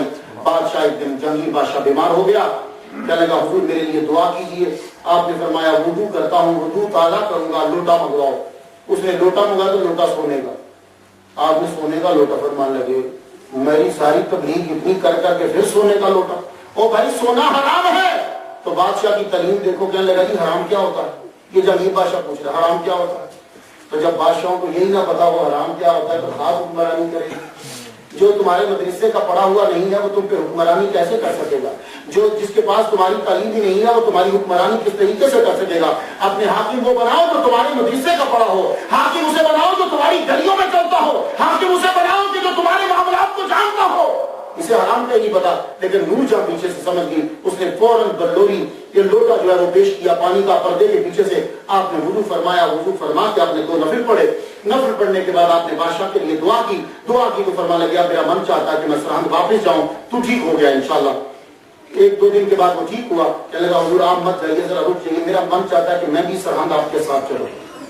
جہانگیر بادشاہ مجدد الفسانی رحمۃ اللہ کے ساتھ سرہند آیا، سرہند پہنچا، آتے ساری آپ کو پتا بادشاہوں کا رہنا سہنا اور ہوتا ہے، فقیروں کا اور ہوتا ہے۔ وہ جب گزرا تو مکان سرہند کے ٹیڑے میڑے تھے، اس طرح کو بنا، غریبوں کی آپ کو پتا جسے دل کیا بنا دیا، یہ کوئی امریکہ اور کینیڈا تو نہیں ہے نا بھائی یہاں یہ نہیں بن سکتا، یہاں یہ نہیں بن سکتا، اور جس کا جہاں دل کرے وہاں مکان بنا دیا۔ بادشاہ نے کہا جاؤ، مجدد الفسانی رحمۃ اللہ شیخ احمد سندھی کے گھر میں جاتے ہوئے راستہ سیدھا نہیں ہے، ابھی 4 ہی مکان گرے تو کسی نے روتے ہوئے کہا حضور مکان ہمارے گر رہے۔ ہم نے کہا تمہارے مکان کیوں گرا رہا کوئی؟ کہا جی بادشاہ کا آرڈر ہے کہ مجدد کے گھر کو جو راستہ جاتا ہے وہ سیدھا نہیں ہے، بیچ میں مکان آ رہے ہیں۔ خود کے فرمانے لگے ہم اسی طرح ہی رہتے ہیں، ان غریبوں کے مکان یہی رہنے دو، انہیں مت گراؤ۔ اچھا حضور، اپنا ڈیرا لگایا، ڈیرا لگا کے وہاں رہا، کھانے اب کہا مجدد ثانی رحمۃ اللہ فرمایا بادشاہ اب تیرے باورچی کھانا نہیں پکائیں گے، تو کچھ نہیں کرے گا، اب جتنے دن تو رہے گا تیری ضیافت یہ اللہ کا فقیر کرے گا۔ مجدد ثانی رحمۃ اللہ علیہ کے باورچیوں نے کھانا پکایا، ایسے میٹھے اور ایسے کھانے پکائے، اب پتہ نہیں کون پکاتا تھا، تو کھانے پکا کے جب جہانگیر کے سامنے پیش کرے کھائے تو کہ حضور اس کی ریسیپی جو ہے وہ میرے ذرا باورچی کو بتا دیجیے۔ حضور دوسرے دن پھر کہا اس کی ریسیپی ذرا میرے باورچی کو بتا دیجیے گا۔ آپ مسکرا پڑتے، فرمانے لگے اچھا جتنے دن ضیافت وہ رہنا چاہتا تھا رہا۔ اس کے بعد روانہ ہونے لگا، حضور آپ میرے ساتھ چلیں گے؟ آپ نے فرمایا تھوڑی دیر سوچا تو شاید الہام ہوا آپ کو کہ ابھی آپ کی زندگی کچھ باقی ہے، آپ چلیے۔ آپ کو یہ پتا چل گیا تھا اور الہام ہو چکا تھا کہ آپ صرف 63 سال زندہ رہیں گے اور یہ 62واں سال ہے۔ آپ چلے، 19 سال گزر چکے ہیں جہانگیر کے ساتھ رہتے ہوئے، 19 سال بادشاہ کے ساتھ رہ کے ہندوستان میں کتنا ہمارے دین کو بچایا، اور آج ہم ان کا نام کم جانتے ہیں، ہم ان کے بارے میں کم فاتحہ پڑھتے ہیں، اور اتنے بڑے عالم دین 20 سال تک جہانگیر کی فوج میں رہ کے فوج کی تربیت، جہانگیر کے ساتھ رہ کے جہانگیر کی تربیت۔ آپ کے فرمایا ٹھیک ہے چلتا ہوں میں تمہارے ساتھ، کچھ کام یاد آئے، گنگا کے کنارے پہ جا کے ڈیرا لگا لیا، پڑاؤ کیا بادشاہ نے گنگا پہ۔ آپ نے وضو فرمانا تھا تو گنگا کا پانی لا دیں گے، فرمانا کہ میں گنگا کے پانی سے وضو نہیں کروں گا۔ یہ مجدد ہے، اس کے ہر کام میں کوئی نقطہ کام، گنگا کے پانی سے وضو نہیں کروں۔ کیوں؟ کہا اس کی پوجا کرتے ہیں ہندو، اس کے اندر اسنان کرتے ہیں ہندو، اور آپ سن لیجیے جا کے تحقیق کر لیجیے، میں بڑی کتابوں میں پڑھا ہے، ہندو جب گنگا کے اوپر دنیا کا سب سے بڑا میلہ پانی پہ جو لگتا ہے وہ گنگا پہ لگتا ہے، پانی کے اوپر جو میلہ دنیا کا سب سے بڑا پانی کا میلہ لگتا ہے۔ اور کیسے لگتا ہے سنو، یہ سب سے پہلے جاتے ہیں اپنے پروہت کے پاس، وہ کیا کرتا ہے کہ گائے کا یورین ان کو دیتا ہے، اس سے یہ ہاتھ اور منہ دھوتے ہیں، اس کے بعد یہ چھلانگ لگاتے ہیں گنگا کے اندر کہ اب ہم پاک ہو گئے، یہ بات یاد ہے۔ اس کے بعد اس لیے شاہ رب الحق صاحب مکہ سے مجھے دعا کیجیے اللہ تعالیٰ سے کامل حاضر عطا فرمائے۔ شاہ رب الحق صاحب فرماتے تھے بھائی بڑے دھیان سے ہندو کی مٹھائی کھایا کرو، کیونکہ ان کے نزدیک گائے کا پیشاب بھی متبرک ہوتا ہے، کھوچا یہ بھی زمزم کی طرح سمجھ کے چھڑکتے ہوں۔ بڑے لوگوں سے میں نے سنا کوئی ہندو مٹھائی بڑی زبردست بناتا ہے، اچھا دیکھ تیرے ٹیسٹ میں ڈیولپمنٹ تو نہیں ہوگی تھی، تو خدا کا خوف کیا کرو، اپنے مسلمانوں کے ہاتھ کی مٹھائی کھایا کرو۔ تو یہ شاید اللہ صاحب اللہ جو ہے ان پر رحمت فرعون ان کی زندگی جو ہے سال اور بڑے، کیونکہ ایسے لوگوں کی ہمیں ضرورت ہوتی ہے۔ اللہ جل شانہ مجدد ثانی نے فرمایا میں گنگا کے پانی سے وضو نہیں کروں گا۔ کہا حضور پھر کیا کریں؟ فرمانے لگے جاؤ کہیں اور سے میرے لیے پانی ڈھونڈ کر۔ 9 مائل دور بندہ جاتا تھا، وہاں ایک کنواں تھا، وہاں سے پانی لے کر آتا، مجدد ثانی اس پانی سے وضو فرماتے، پھر نماز جو ہے وہ ادا کرتے۔ اس کے بعد جب بادشاہ اپنی جگہ پہ پہنچ گیا، آپ نے فرمایا مجھے اجازت دیجیے، میں چاہتا ہوں خواجہ میری چشتی رحمۃ اللہ علیہ کے دربار پہ حاضری دے دوں۔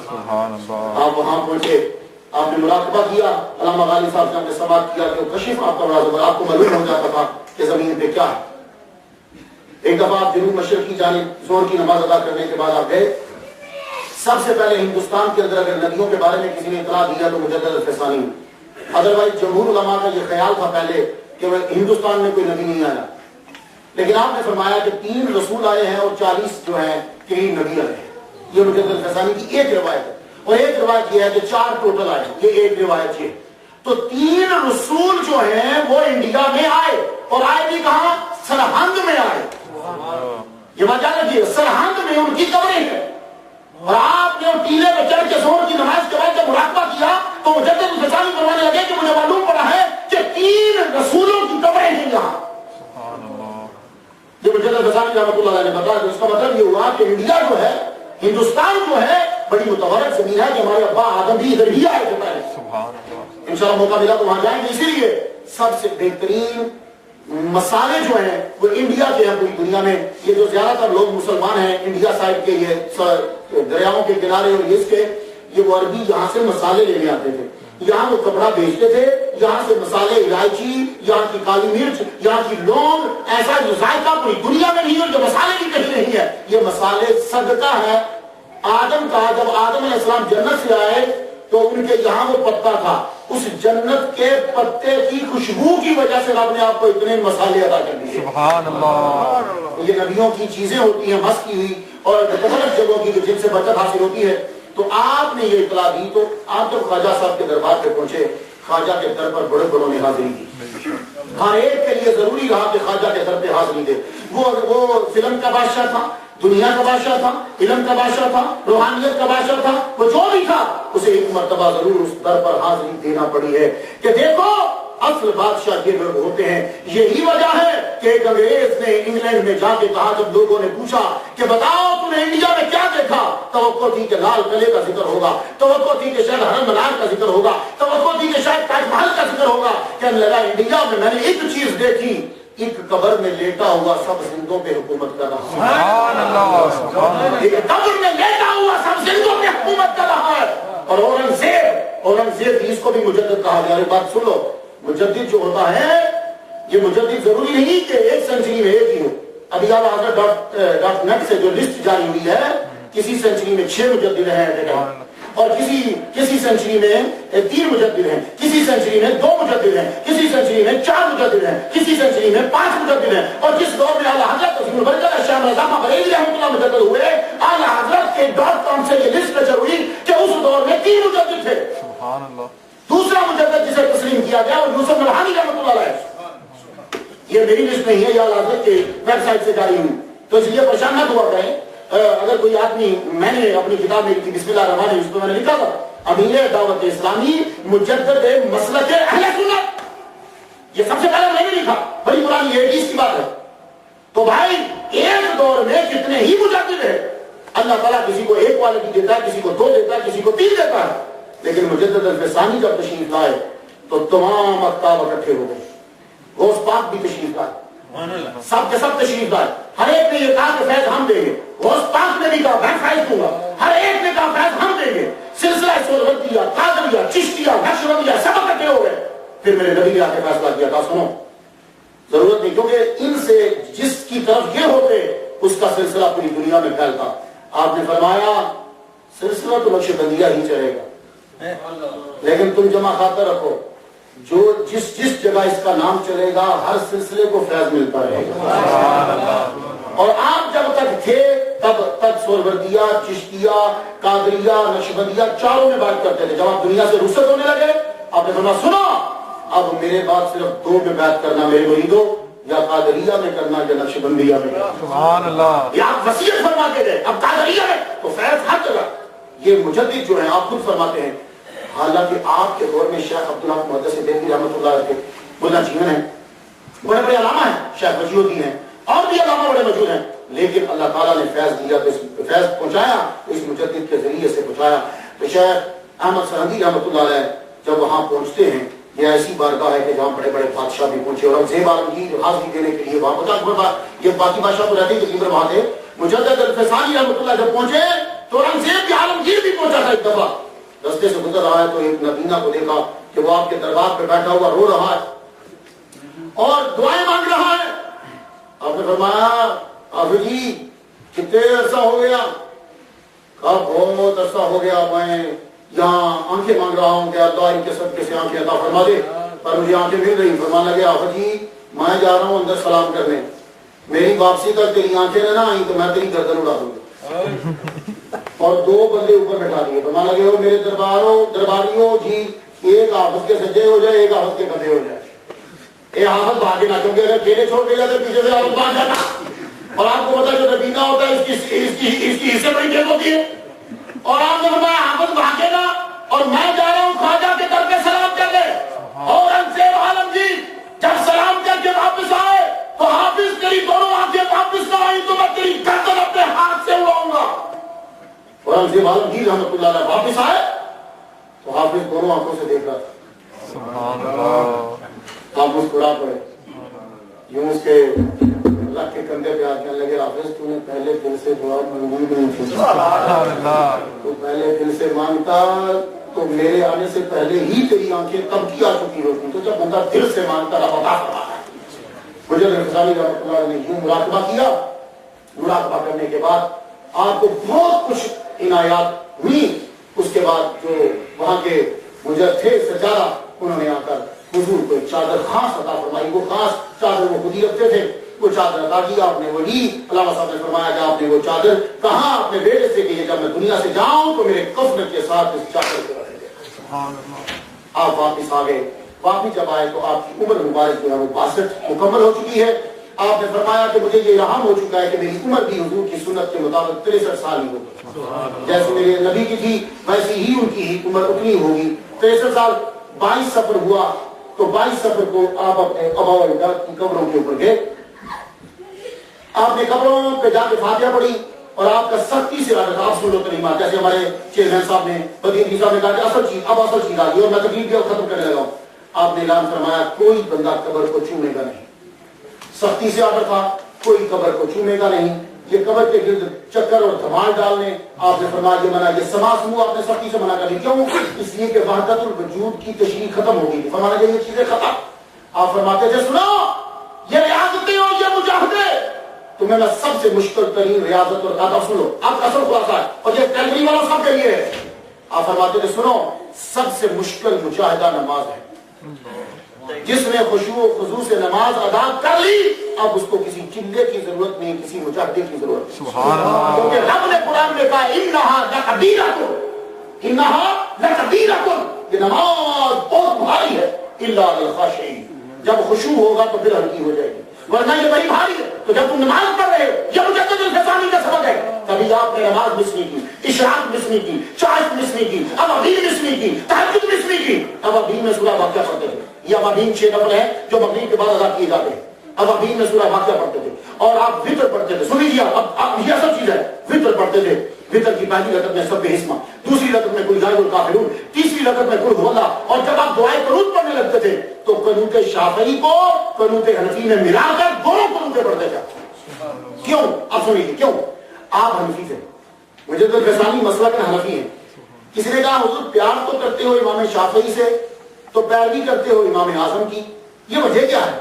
آپ کو تو شافعی ہونا چاہیے کیونکہ آپ کو امام شافعی سے بڑا پیار ہے. کہنے لگے دونوں مجتہدوں کے مسائل جو ہیں وہ میرے سامنے آئے, میں نے ریسرچ کی.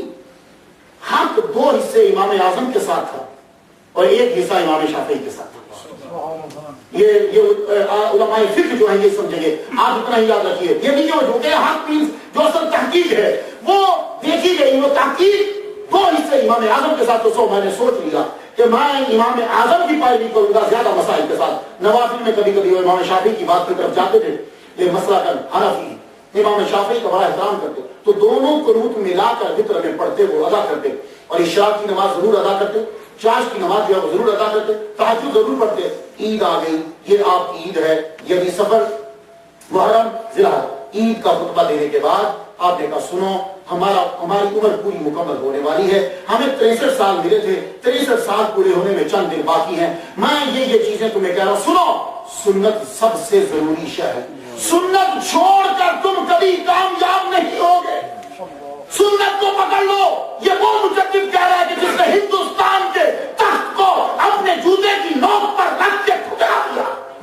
وہ کہہ رہا سنت کے بارے میں تمہیں قیامت کے دن پوچھا جائے گا. اور آج ہم لوگ, میں امریکہ میں آپ کو ماشاءاللہ بڑے اچھے پابند ہیں. میں نے امریکہ میں لوگوں کو دیکھتا ہوں, یار تم لوگ نماز why are you not covering your head while offering نماز.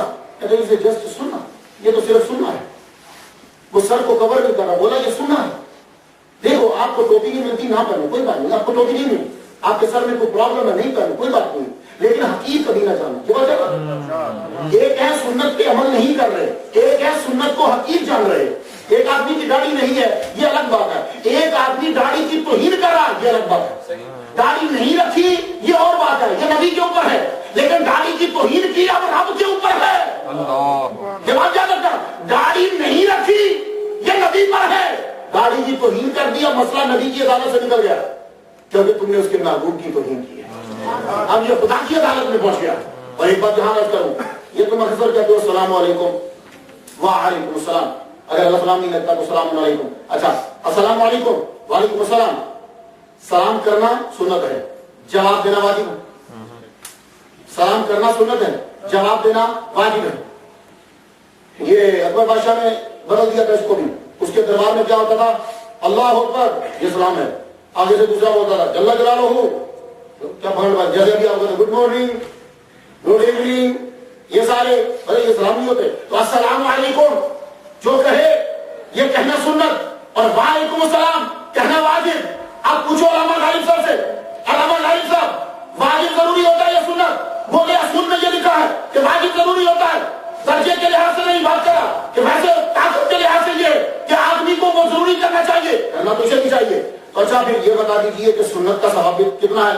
بولے جو السلام علیکم کہے گا اس کو 90 نیکیاں ملیں گی، جو وعلیکم السلام کہے گا اس کو 10 ملیں گی. سبحان اللہ. تو کام لے وہ لوگ جو سنت کو حقیقت سمجھتے تھے، یہاں سنت کا ثواب 90 نیکیاں ہیں اور واجب پر عمل کرنے کا ثواب 10 نیکیاں. سبحان اللہ. تو بھائی سنت کو کبھی حقیق نہ سمجھنا. یہ پگڑی رکھا، حضور نے ٹوپی بھی پہنی، ٹوپی بھی پہنا تھا، یہ مطلب نہیں ہے، لیکن کبھی کبھی پگڑی بھی پہن لیا. کیوں؟ جب تم جمعہ کے دن پگڑی پہن کر آتے ہو تو فرشتے جو دروازے پہ کھڑے ہوتے ہیں وہ یوں تمہیں سلوٹ کرتے ہیں. اس کا مطلب یہ نہیں ہے کہ جن لوگوں نے ٹوپی نہیں پہنی یا ننگے سر آئے، نہیں، یہ آپ کو فضیلت بتایا ہے. جب کبھی موقع ملے اپنے نبی کی سنت کو بھی پورا کر لو. ہر ایک کی آرزو ہوتی تھی کہ نبی کی سنت کو جو ہے وہ پورا کیا جائے. جتنی سنن ہیں اللہ پر جل شانہ 22 23 آپ نے لوگوں کو اکٹھا کیا. آخری دن آ گیا 27 یا 28. علامہ صاحب نے جو ریسرچ کی ہے وہ 28 کی ہے اور 29 کو ان کی وفات. میری جو ریسرچ کی وہ 27 کی ہے، 28 کو ان کی وفات.